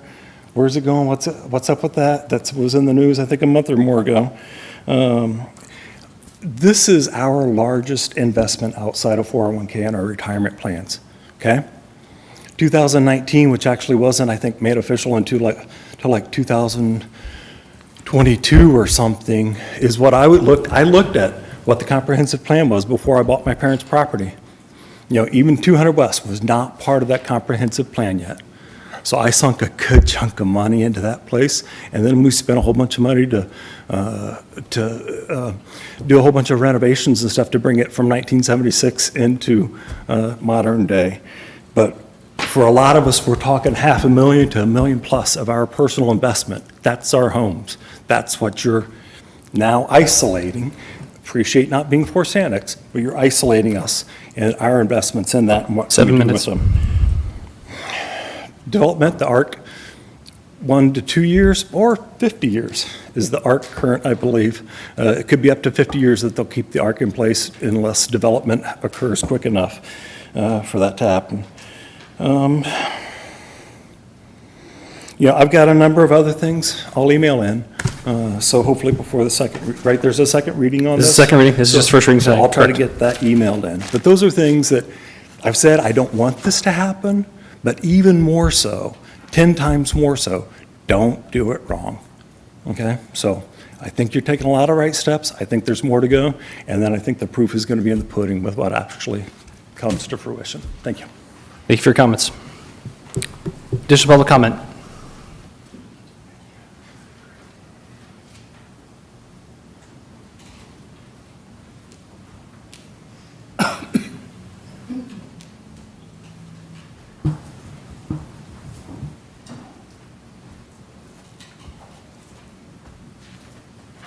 Jody Stewart, married to Todd, 4548 West 50 South. I have some questions for, I don't know if this is for Ben or for the IDEC. What is the maximum height on the buildings that are going to be proposed to go in the mega site? We'll answer it after the public hearing is done. You'll answer that? Okay. At the last meeting, Ben, I believe it was noted that there would be no solar electricity allowed in this area. Is that still the case, or has that changed? Other than the exception for Eli Lilly, who could put solar panels on their property? We never said that that wasn't permitted. In the green space or something, there was a certain term. Can't go in the green belt. They can't go in the green belt space. I think that's where the terminology maybe, there's certain places like in the green, they want the green space to stay green. So there was like terminology in the PUD saying like they don't want the solar panels to be in the green space or like areas that could obscure, like the trees and stuff, they want that to stay green. So I don't know if maybe that's potentially maybe what you heard, that it can't be there. Okay. maybe. Okay. Well, I misunderstood that then. I was under the thing that there was not going to be solar panels. How many companies have already agreed to buy or build in Phase 1? We'll answer at the end. You'll answer that at the end as well, okay. And then at the last meeting I was at, it seemed like you've had, with the Phase 1, there was some land that was specified that would go to some townhomes, maybe a builder to build homes, single-family homes. I think there's something proposed there for that. And a Meijer store, all on the north end of town. That's not part of the LEAP district. Okay. So what provisions are you making in this phase to add housing? Is there any? Or is it all going to be mega site and industrial? My next question is with the maps, like my husband said, these have changed 3 or 4 times. What are I think the specifications to be included in a mega site or to be considered a mega site is so many acres. I know there is one section in that site that does not amount to 1,000 acres. It's like 800 and some acres, correct? Yes. So why is that being allowed to be zoned mega site? Shouldn't that be just your regular company, your regular whatever, production, manufacturing, whatever? And then my third comment is going to be that, like the guy that just spoke, you guys need to get your certification letter process down. We got ours 3 days before the first meeting. I've talked to Ben. All those letters went out on June the 6th. The letter was dated June 8th, with the intention that people would receive those on the 9th. Only 83 people received their letters before June 10th, which legally is 10 days before a meeting is to take place. 10 days to be sent. Huh? 10 days to be sent before. We don't run the post office and deliver the mail. Okay, so Indiana law states that the letters have to be sent 10 days, or the letter has to be received 10 days? Sent 10 days, which is why we do certified mail that proves when we sent it. Okay. So we exceeded the 10-day So requirement. less than half of the people receiving the certified mail, who checks that? Is there a law that states how many people have to receive that before you can proceed on? No, Okay. it's in the post office. You defer it to, it's the post office problem. With certified mail, right, it has to be a person there to receive it, or they try a few times, if you don't get it, they just say, hey, pick it, you have certified mail at the post office. They leave you a note, right? But Okay. they try to deliver it in person, sign for it, because it's certified mail. Okay. But So are but- you aware that Ben worked for the IDEC? Yeah, like a decade ago. I'm sorry? Like a decade ago, Ben? Okay. Yeah. And he also worked for Structure Point? Yes, I'm familiar with the resume since I hired him. And do you pay attention to social media? Do you pay attention to all the people in Phase 1 that are very upset that all of that has gone through? And they were assured that there were traffic studies and road studies and everything else, But you guys are back out there again doing more traffic and road studies. Those are actually unrelated to LEAP. Those are other city projects we have going on that we're requiring traffic study on. Okay, but they are in the LEAP project. They're in the They are LEAP- in the they're- phase one. Well, they're in the LEAP area because we're studying all of the possibly impacted intersections of those projects. So they're not in the LEAP, they're adjacent to LEAP, so then therefore the roads around LEAP are going to be impacted by it. So we do traffic counts. But you assured your public that all that stuff had been taken care of. Had been. Before anything was passed. And it- All of that stuff had been taken care And of. it was. These are other projects that are unrelated to LEAP. Okay. But they're in that My next general area. question is about the roadways. No, one more minute because we're way over time for you. Okay. The roadways, it states that they have to have direct access to a road that adjoins the interstate. Is that correct? In the mega site. So does that mean that all of the entrances for the mega site are going to be coming off of 32? And no other county roads? And if so, what kind of conditions are you going to put in at that corner to address the traffic? What's your road design for there? Okay, that's all, thank you. Thank you. There's your public comment.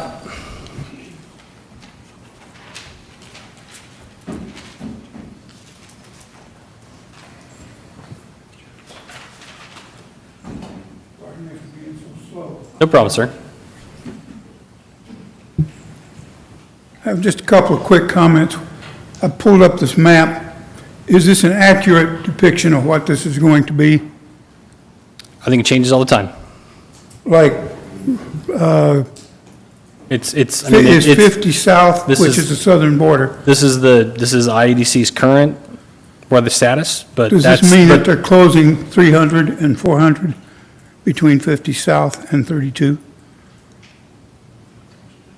Again, that's the current plan, but that just can change based on what additional land comes in or not, right? And the roadways can change too. This is not a construction plan document. This is their best guess of where they are today.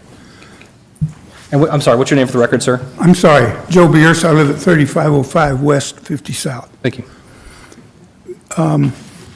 What's the plan for traffic currently using 50 South and 300 West as a shortcut to get to 32 coming from the east and west?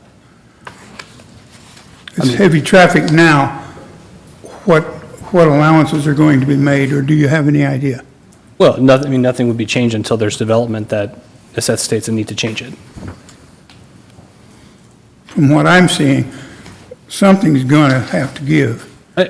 And presumably so. That's why I have the standards in place of what types of roads would be in what certain areas and what traffic counts justify what types of designs. Will be determined by users. This is going to continue to. Yeah, and that's why evolve. they didn't give you exact, this is where all the roads are going to be. This is like they gave you the general types of, this is what the different cross sections of different types of roads that have different traffic capacity to handle. And so based on the need of the development, that's what the size the road will be. Okay, thank you. Sir. Is your comment?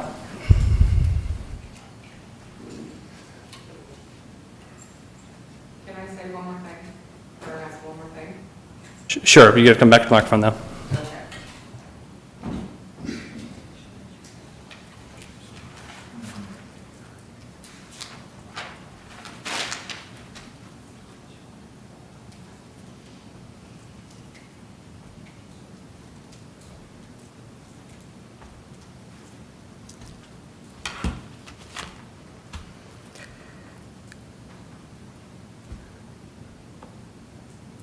You guys, IEDC, you kept saying something about placeholders. Can you please explain that to me? What's the question?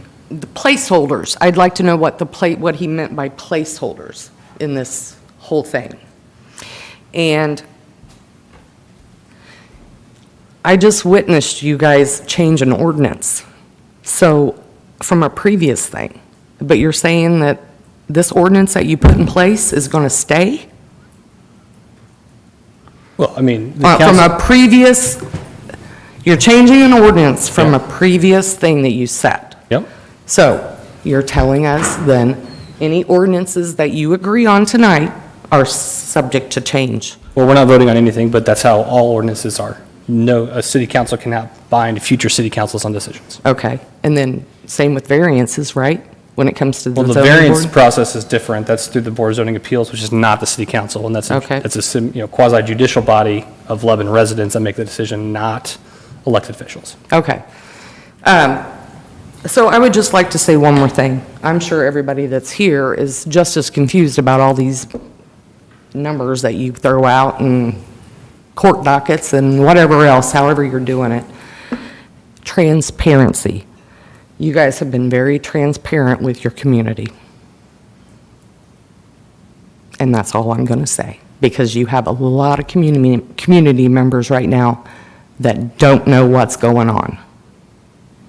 And that's sad. It's really sad. I mean, the land that is being up for this, there's nothing out there. Where are the signs that say that this is up for a rezone so that everybody driving by can know what's going on? And I'm not talking about your little sign, Save Our Farms, or the Boone County Heritage, all that. Where are the signs? When somebody builds, they are required to put up a sign that this is under construction. We followed our same process for this as every other process we've done for city planning. Well, maybe you need to change that ordinance. Thank you. Just public comment?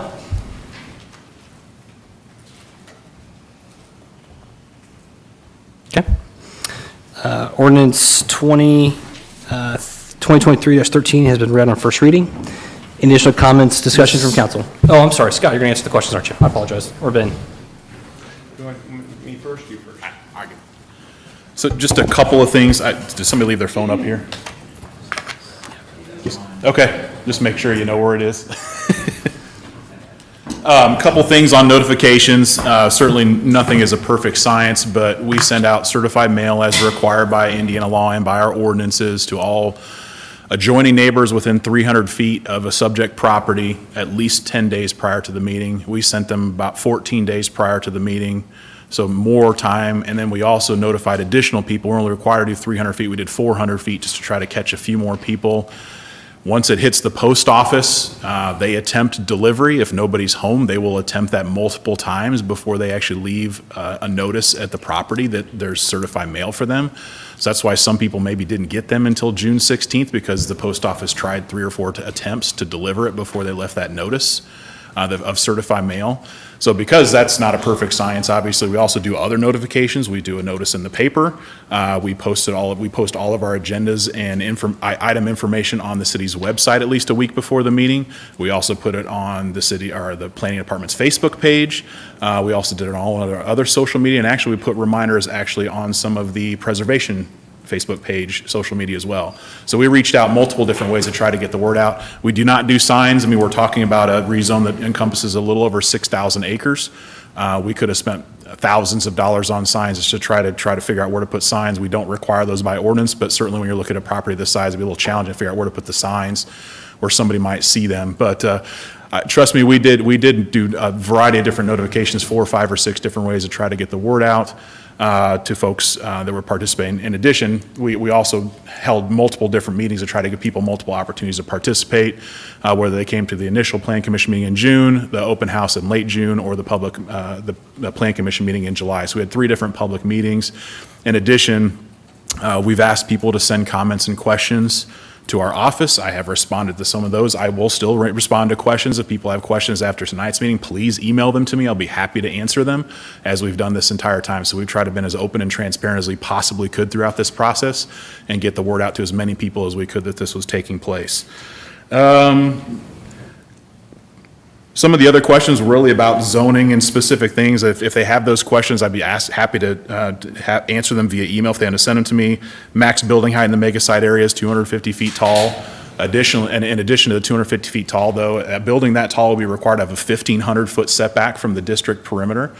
So that's that step scale whereas the building gets taller, the setback gets further. So you won't have a 250-foot tall building, 500 feet from the property line. It'll be 1,500 feet away from the property line to address the additional height. So we wanted to make sure to do that. On the solar and other alternative energy, it is permitted, but there's also significant restrictions to what that is. So if a user wants to have their own solar or wind energy, they are permitted to do that with restrictions on where it can be placed. Nothing in the green belts, nothing in the district perimeter setbacks, those sorts of things. In terms of commercial public utilities, they're even more limited. We want to make sure that those are in very small areas where they might be able to do that. But they're all conditional uses. There's nothing permitted by right that would be a commercial application of alternative energy. So we wanted to make sure we had additional level of review on those things before they came in to make sure that it is something that's appropriate and would fit in with that area. And the conditional use means it would require the planning commission approval. Conditional use would require Board of Zoning Appeals approval. Or Yes, BZA approval. Yes, Okay. yes. So that makes sure that there's just an additional level of review. It's not permitted by right. We want to make sure that it's not going to impact something in that area, whether it's impacting something that's in the LEAP district or outside the LEAP district. We want to make sure to have that additional level of oversight. So, I think those are some other things. I know they mentioned other things like noise and light. I know they address the dark sky standards. We also have a noise ordinance that regulate those other things. So we do have a number of things that would address those that are already in place in addition to what's in this PUD ordinance. So I think this is a very comprehensive ordinance, addresses everything. But certainly if there's questions we're not able to answer tonight, just, because of time constraints, please email them to me. I'd be happy to answer any and all those questions. So I think those are a couple things quickly. I just wanted to, there were some questions about the contents of the map. These maps we presented tonight are the same exact ones. It's actually the same presentation we used last week at the Plan Commission. And actually the concept plan for the LEAP district is the same that we've been looking at for the last probably 9-10 months. So the maps in terms of the perimeters and the extents have not changed for months. This has been the concept plan that's been proposed since late last year to the city council. So it's a couple quick things. I'll let Scott answer. Hey, Ben? Yeah. Does your previous employment at other places affect the way you do your job here? No.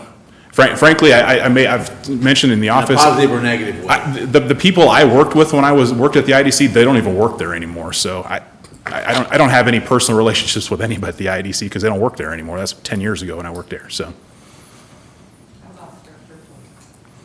I don't have regular communication with American Structure Point either. They're a private entity and they do private work. That Structure Point's got a couple projects they work for the city right now. I don't vote on any of the public projects, so I have no direct capacity to be able to hire them or not hire them on projects. So no, yes, I have worked a number of different places, and in most of the places I don't even know people that work there anymore, and where I do, I'm not involved in the selection process on public projects.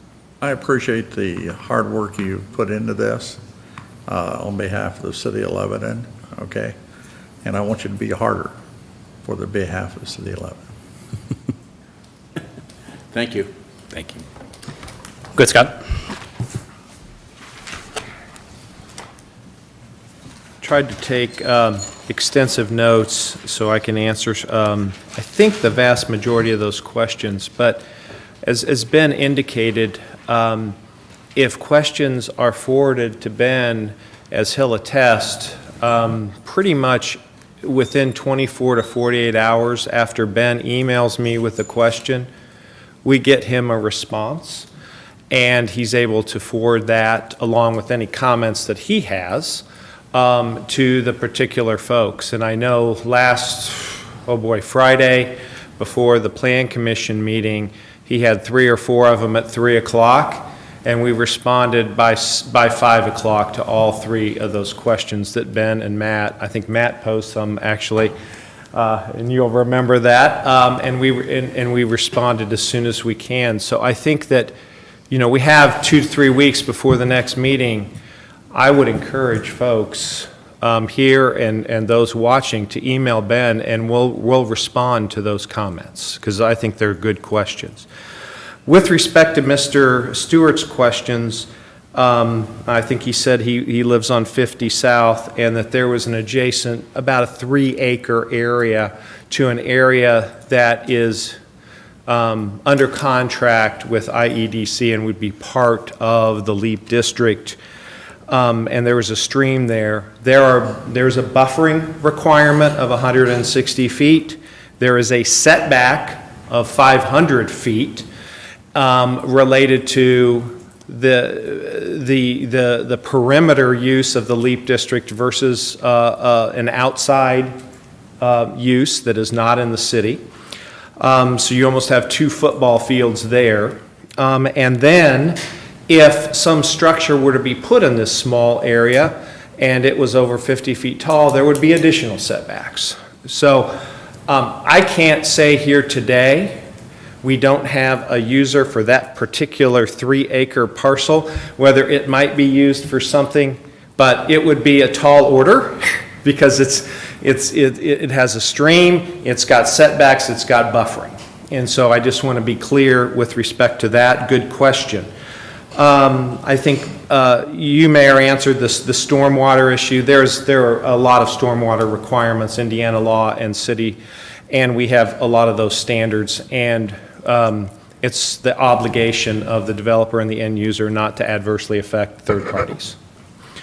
With respect to some confusion over the maps, I think I understand the confusion. The maps have not changed, but we have a couple of maps. We have one annexation map that shows parcels like 104 and 108. Those are parcels that IEDC controls. And then we have a bigger concept plan map, that dark purple map, and that does not mean we control all of those parcels. What that means is if those parcels come under control, here is a concept for the part of the comprehensive plan that may be the type of uses that would be considered to put folks on notice. And that hasn't changed either. As a matter of fact, that encompasses it. And so that's really the difference, because some folks are not under contract and may never be under contract. But if they are, this is a concept as far as the comprehensive plan and what we believe may be a consistent use subject to the Plan Commission and the Council's rezoning. Mr. Newman talked about wind, storm, debris from if a tornado hit wind or solar or another building. The same would go if a tornado hit a house, his house, and that debris went on somebody else's property. That's the way insurance companies make their living, and that would be no different with respect to that. Smoke and noise, there are state regulations, there are local regulations related to noise, and it's in the PUD language. And the language essentially says that the user has to take all the appropriate requirements to comply with local noise ordinances and emissions, state and federal. And so it's got double teeth. It's in the ordinance and it's also in the city code anyway. Setbacks, there is a setback of 160 feet that is really not to be disturbed. That's the green belt, but then there's an additional 500-foot setback everywhere. So whether it's an internal boundary, an external boundary, if it's related to residential or agricultural use, so that's almost 2 football fields. And if there's a tall building, you're looking at 5 football fields. That is a long way if there's a max height building. Question about, I think Mr. Newman said, where would a data center be? That would be up to the end user. There's discussions. One of the 10 companies that we're discussing with is related to a data center. And what they do is they look at engineering factors, they look at road factors, how many employees, and they can choose one of the various areas or parts of areas that would be developed. The Architectural Review Committee, I think there was a comment that said that might be in place for 2 years or maybe 50. Not quite accurate. It will be in place in perpetuity. The Owners Association, these are recorded covenants that relate to the Architectural Review Committee.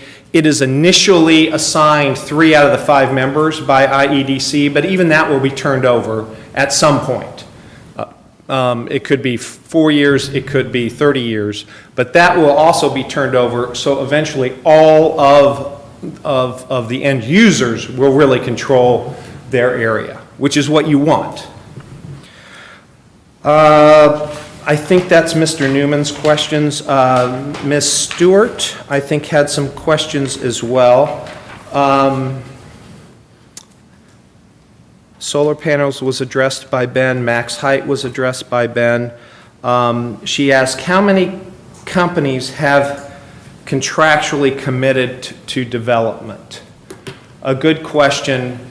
We're not able to answer that for a couple of reasons, and we're not being evasive. When a big company like even Lilly comes in and they said, you know, we really want to come here, they have non-disclosure agreements that are required to be signed with IEDC for a variety of reasons, including those related to SEC requirements. And I'm not talking about Lilly, I'm just talking about generally, is that they decide when and how public announcements are made with IEDC. These are often publicly traded companies.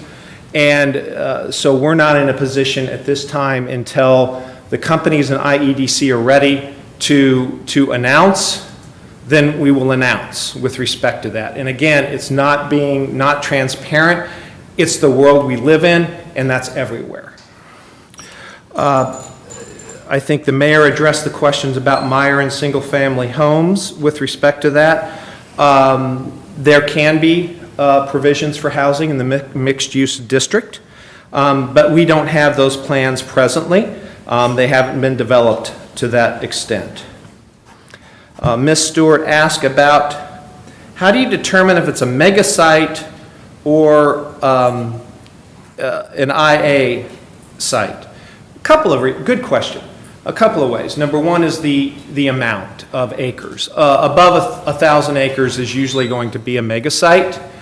Below 1,000 acres will be generally be the advanced manufacturing.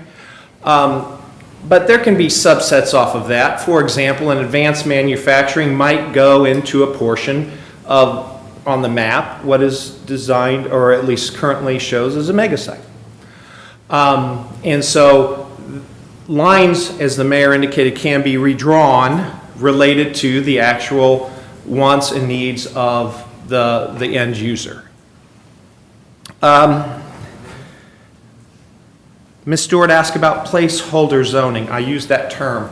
The placeholder zoning was what was assigned to a small area of an area south of the trail for annexation phase 2.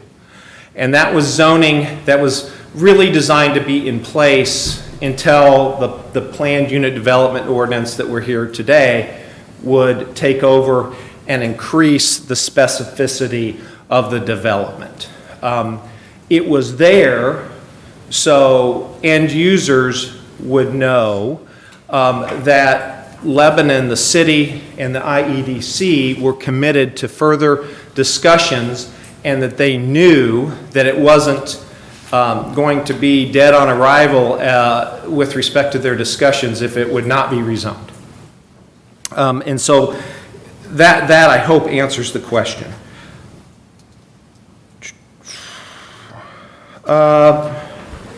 The last gentleman talked about traffic and road issues. We hear you, sir. Traffic studies are required for current future developments. The city gets those. There are grades of service from A to F, and we will work with the city and the end user in designing the different roads. I think there were 7 or 8 different roads that Mr. Kowalski showed to folks with respect to that. Then I think a final question was, if there's a mega site, does it have to touch 32? No, it doesn't. What it does have to touch would be a road of significance that would be able to handle that traffic in and out. And there's different types of mega sites. For example, a data center, if it were a mega site, would have a lot less employees than a chip manufacturer. So we're talking about different access roads. Eli Lilly has projected about 500 employees. Some of the folks that we're talking to may have over 1,000 employees. That's different from somebody that may only have 300 employees or 200 employees. So those will be, those traffic studies and counts from the end user will be incorporated into the development plan and the roads that would be used. I think I checked off the 4 pages of notes that I had, but to the extent that I haven't, please feel free to contact Ben or Matt, and believe me, I will get those emails and we will respond. Any questions from council? Questions for council from Scott, for Scott? Thank you. Thank you.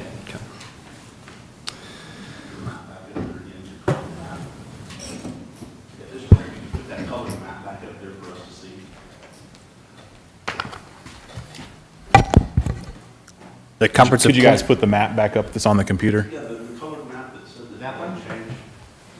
Yes. So that's the comprehensive plan map. That's the This comprehensive plan map. Yeah, this is the map that would be associated with the comprehensive plan amendment. This is the same map we presented last week at the Plan Commission meeting. Okay, so on here, where is your, what is it called, the mixed-use village that used to be? It's not shown on this map. This is, in the comprehensive plan, it just discusses the LEAP Innovation District as the overall district. Let me go back to the concept map. Here we go. So this map shows what would be the mixed-use district in yellow, kind of on both sides of the Big Four Trail as it heads northwest from I-65. Is that still in place? This is the concept map for the LEAP district, yes. So but the other map that you just had on there does not have that on there? It does not have it on the map. It's just an overall LEAP Innovation District, but within that overall district, it contemplates a mixed-use area within that. So that other map is just a comprehensive plan land use designation. It does not specify existing uses within that. It's just an overall comprehensive plan designation concept. Within that, though, this PUD ordinance specifies exactly which uses are permitted and where, which is what this concept map shows here, where those districts would be. So the light purple would be the advanced manufacturing, dark purple would be mega site, and then the yellow would be the mixed-use district. So the map for the comprehensive plan is just a general designation for the LEAP district overall, and then the PUD ordinance more specifically regulates where certain uses are permitted and where they're not. Can you mention what the green areas, the lower left? Yeah, so the green areas are the natural corridors. Aaron spent a lot of time talking about those stream corridor buffers. So this is identifying where there are existing stream corridors within the district that would be enhanced with additional buffers, with additional landscaping. Sometimes, in some places, may be used for some of that regional detention, wetlands, et cetera. So this would be representing where they would anticipate there being additional stream corridors, et cetera, or natural amenity space in some way, shape, or form.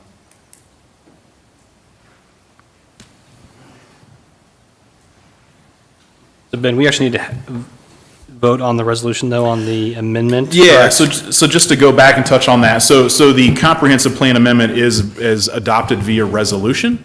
So that is something that could and/or should be adopted this evening. And we've kind of gone through, Aaron talked a little bit about the land use, the future land use map that we just talked about a little bit again. And then accompanying that are descriptions of land use within that LEAP Innovation District. And then the final piece of that, and I'll just kind of, again, we've all seen components of that. This is the overall LEAP concept plan that walks through some background, existing conditions, the concept plan we've seen. It talks about different land use types and character.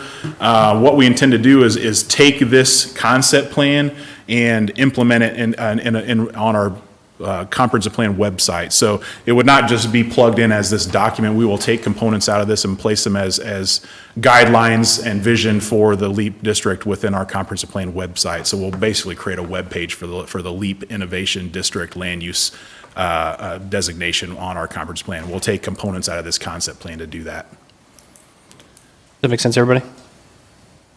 Yeah, you're just adding it to the comprehensive plan, so it includes this Yes. LEAP district Correct. information. But we're not technically setting the rules of the Yeah. LEAP district until we actually adopt a PUD. Yeah, the comprehensive plan is just a guiding document. It's not legally changing anything. It's really just setting our vision for that area, saying this is what we envision for the future. It's also acknowledging we annexed, 5,600 some Yeah, acres as well. yeah, it's also, it's kind of memorializing that annexation and looking what we think might be the extents of the LEAP district moving forward and setting up that vision for what the LEAP district is, so we know as we're implementing zoning, et cetera, moving forward, that it's being guided by our comprehensive plan document.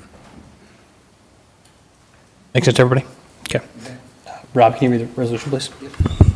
Thank you, Mayor. Council, Resolution 2023-15 amends the 2019 City of Lebanon Comprehensive Plan to include the LEAP Innovation District.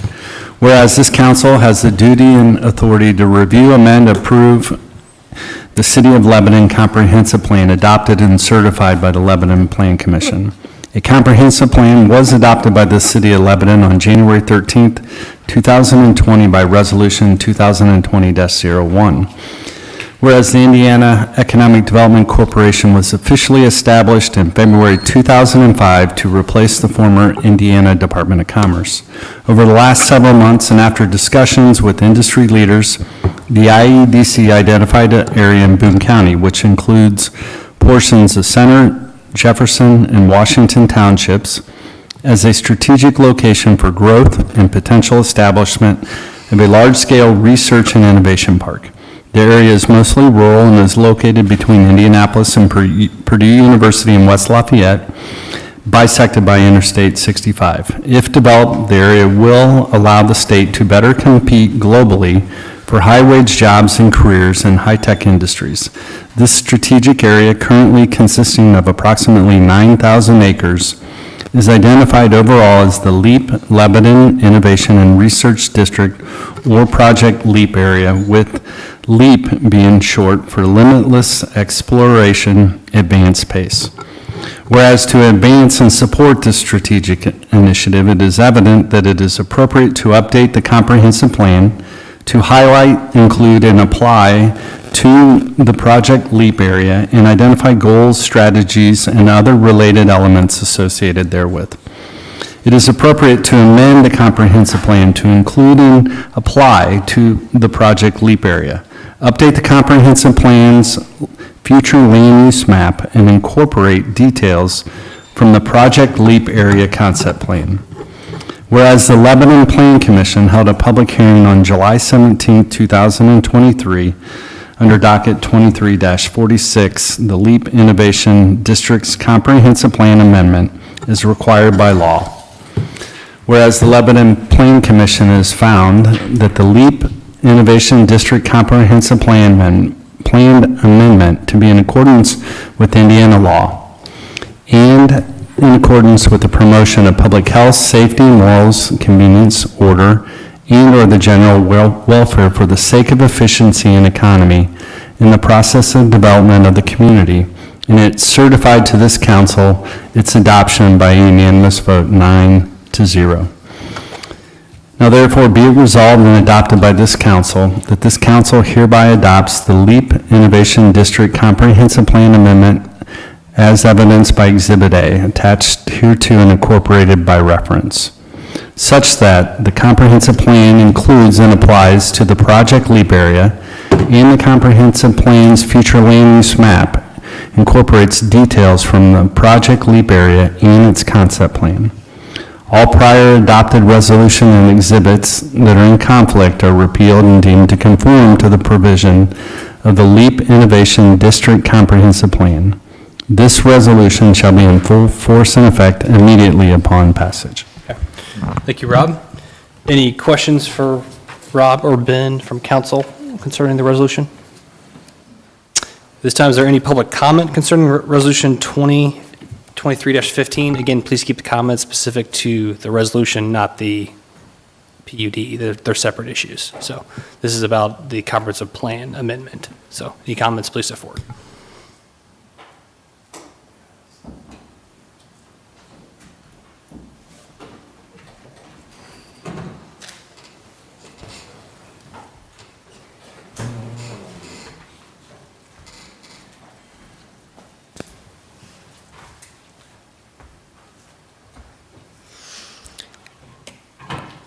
I would like to know why you deviated from your comprehensive plan that you had, that all of this development was supposed to stay on 39, and it was supposed to go south on 39.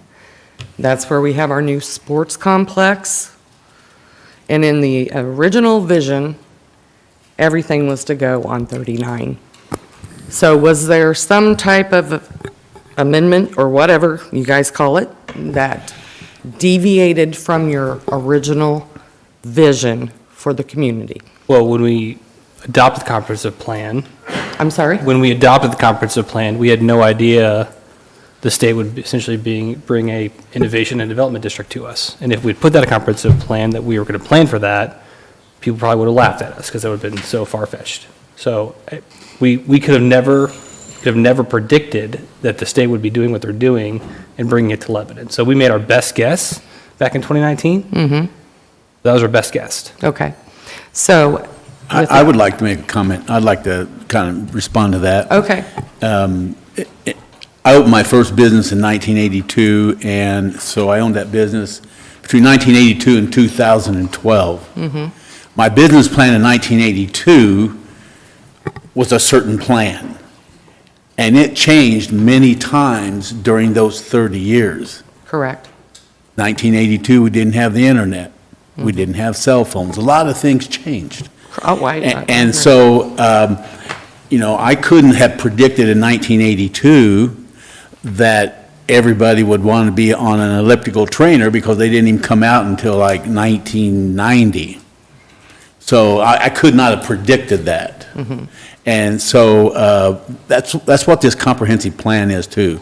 We cannot predict exactly what's going to happen because we cannot read the future.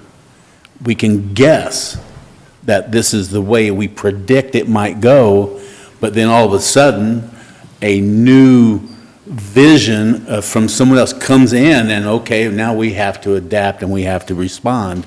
And that's where we're at today. Okay. So I hope that helps, because the word comprehensive plan, sometimes I think people feel like, well, that's like a crystal ball. It's going to happen that way. No, it's more like a business plan, and it's going to change because that is the nature of everything. And that's why it should be updated periodically to reflect the reality of the situation, right? If we had said, hey, we're going to develop along all the way down I-65. Mm-hmm. Extremely challenging to do that because there's utilities make that very challenging. So it hasn't developed, right? So, but we have to take all of our factors in place and try to make our best decision. And again, we had no idea and did not foresee the state of Indiana coming in or the IEDC coming in and master planning a 9,000 acre research and technology park. We just didn't. And probably, if you look back, this probably would have never happened if we'd never had a pandemic and we never had a problem with supply chain issues. Reshoring jobs. No one ever thought about those types of things until we had this mass event that affected the entire world, and now the state of Indiana is responding to that, and we're here. Yeah, So I understand that. Yeah. I just wanted to see why the vision changed. Yeah. Okay. Thank you. Additional public comment?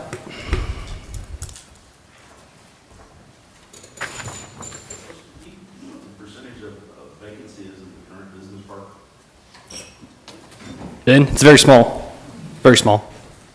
Probably zero. No, I was going to say zero or. Yeah, it's probably not zero, but I'm only aware of maybe one building or two buildings that have space available in our current Lebanon Business Park. I think there's one small property that's still like 25 acres that's still available for the development, but otherwise all of the land is developed and almost every building is full. So there is not a lot of space available in the business park. Actually, before all this, we were talking about how the business park would expand. Yeah. So before this was, Yeah, before IDC happened. I mean, before this LEAP project came to us, we were looking to figure out how we were going to expand the Lebanon Business Park because there was not land available and almost no square footage available in buildings. So, and maybe to touch a little bit on the comprehensive plan, and the other thing as we were going through that process with our consultant, probably back in 2018, 19, is they asked us if we wanted to just look at the comprehensive plan more as like a 5-year look or whether we want to go 10-plus years. And we said at that time, we didn't know what the changes were going to be, but we really expected Lebanon to see a lot of changes. And we didn't really want to try to extend out any further than 5 years because we didn't really know what was going to happen beyond that time. So we only wanted to look at a 5-year window at that time, which we're about coming up on right now, based on when we first started that process. So we expected to see a lot of changes, a lot of things were going to be happening in Lebanon at that time even, and we really didn't want to look that far out because we knew there were going to be so many changes. And certainly this is a significant change and a significant opportunity for the city, and something that I wish we could have contemplated back at that time and planned for even more than we are now. But it's just something that really has come to us, and something that we really see as a proper opportunity for the city moving forward, and want to memorialize it in the comprehensive plan. Ben, wouldn't you say that the LEAP district is probably a 15 or 20-year build-out? I would say at least. We're talking about 9,000 acres. Certainly, if you look at trends historically, it's kind of hard to predict what this would look like, but I would say it's at least 15 to 20 years, if So not more than that. we're trying to get out there in 20 years and try to.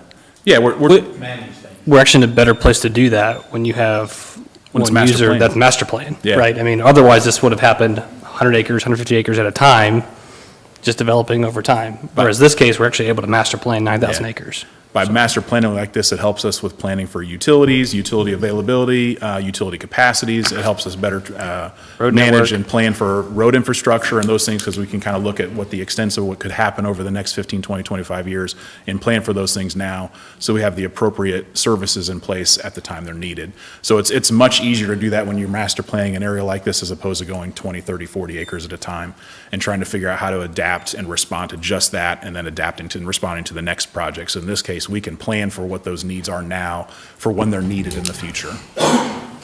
And the state of Indiana is paying for most of these infrastructure, if not all of those infrastructure. All of it. Improvements. And/or development that's happening in the area. Mike, Yeah. clarify. All of it. All of it, yeah. Sorry, Scott. Okay, thanks, Ben. Yep. Anything else for me? Additional discussion, comments, questions? Okay. This time then, I would entertain a motion concerning Resolution 2023-15. Resolution 2023-15. Second. Motion and a second. For discussion? All in favor, say aye. Aye. Those opposed? That is approved. Thank you, council. All right, that concludes what I have for new business for my agenda. Is there anything from council? One thing really quick. Yeah, sure. I won't drag it out really quick. I just wanted to come out and apologize to everybody that lives on Grant Street for the construction that's going on right now. I know that they've come up on some unforeseen problems, is what I'm being told. But I want to let you know, I did send an email out, and that's why we did get the little ramps that go down. I do think that the way it was handled, the way the road dipped down 4 foot where we had to try to climb out was unacceptable, and I'm really sorry to everybody that lived there that we all are dealing with that right now. But I do want to give everyone an update, because nobody has had very many updates, but they are aware of what's going on. They did put the little ramps down for people to try to get down, and we're hoping that everybody on the one side, our driveways will be accessible soon. So there is communication. I just want to give people an update, because the way they did handle it was unacceptable, and I'm very sorry that we are in the situation we're in. So just wanted to give everybody an update on that, so. Thanks, Sarah. Any additional comments, questions? Okay, we'll move on to claims. Or entertain a motion concerning the claims. Move to approve the claims. Motion approved. And a second from John. All in favor, say aye. Aye. Those opposed? Okay. Any other announcements? Okay, we'll entertain a motion to adjourn. Make a motion, we adjourn. Motion adjourned. Is there a second? Second. Second from Keith.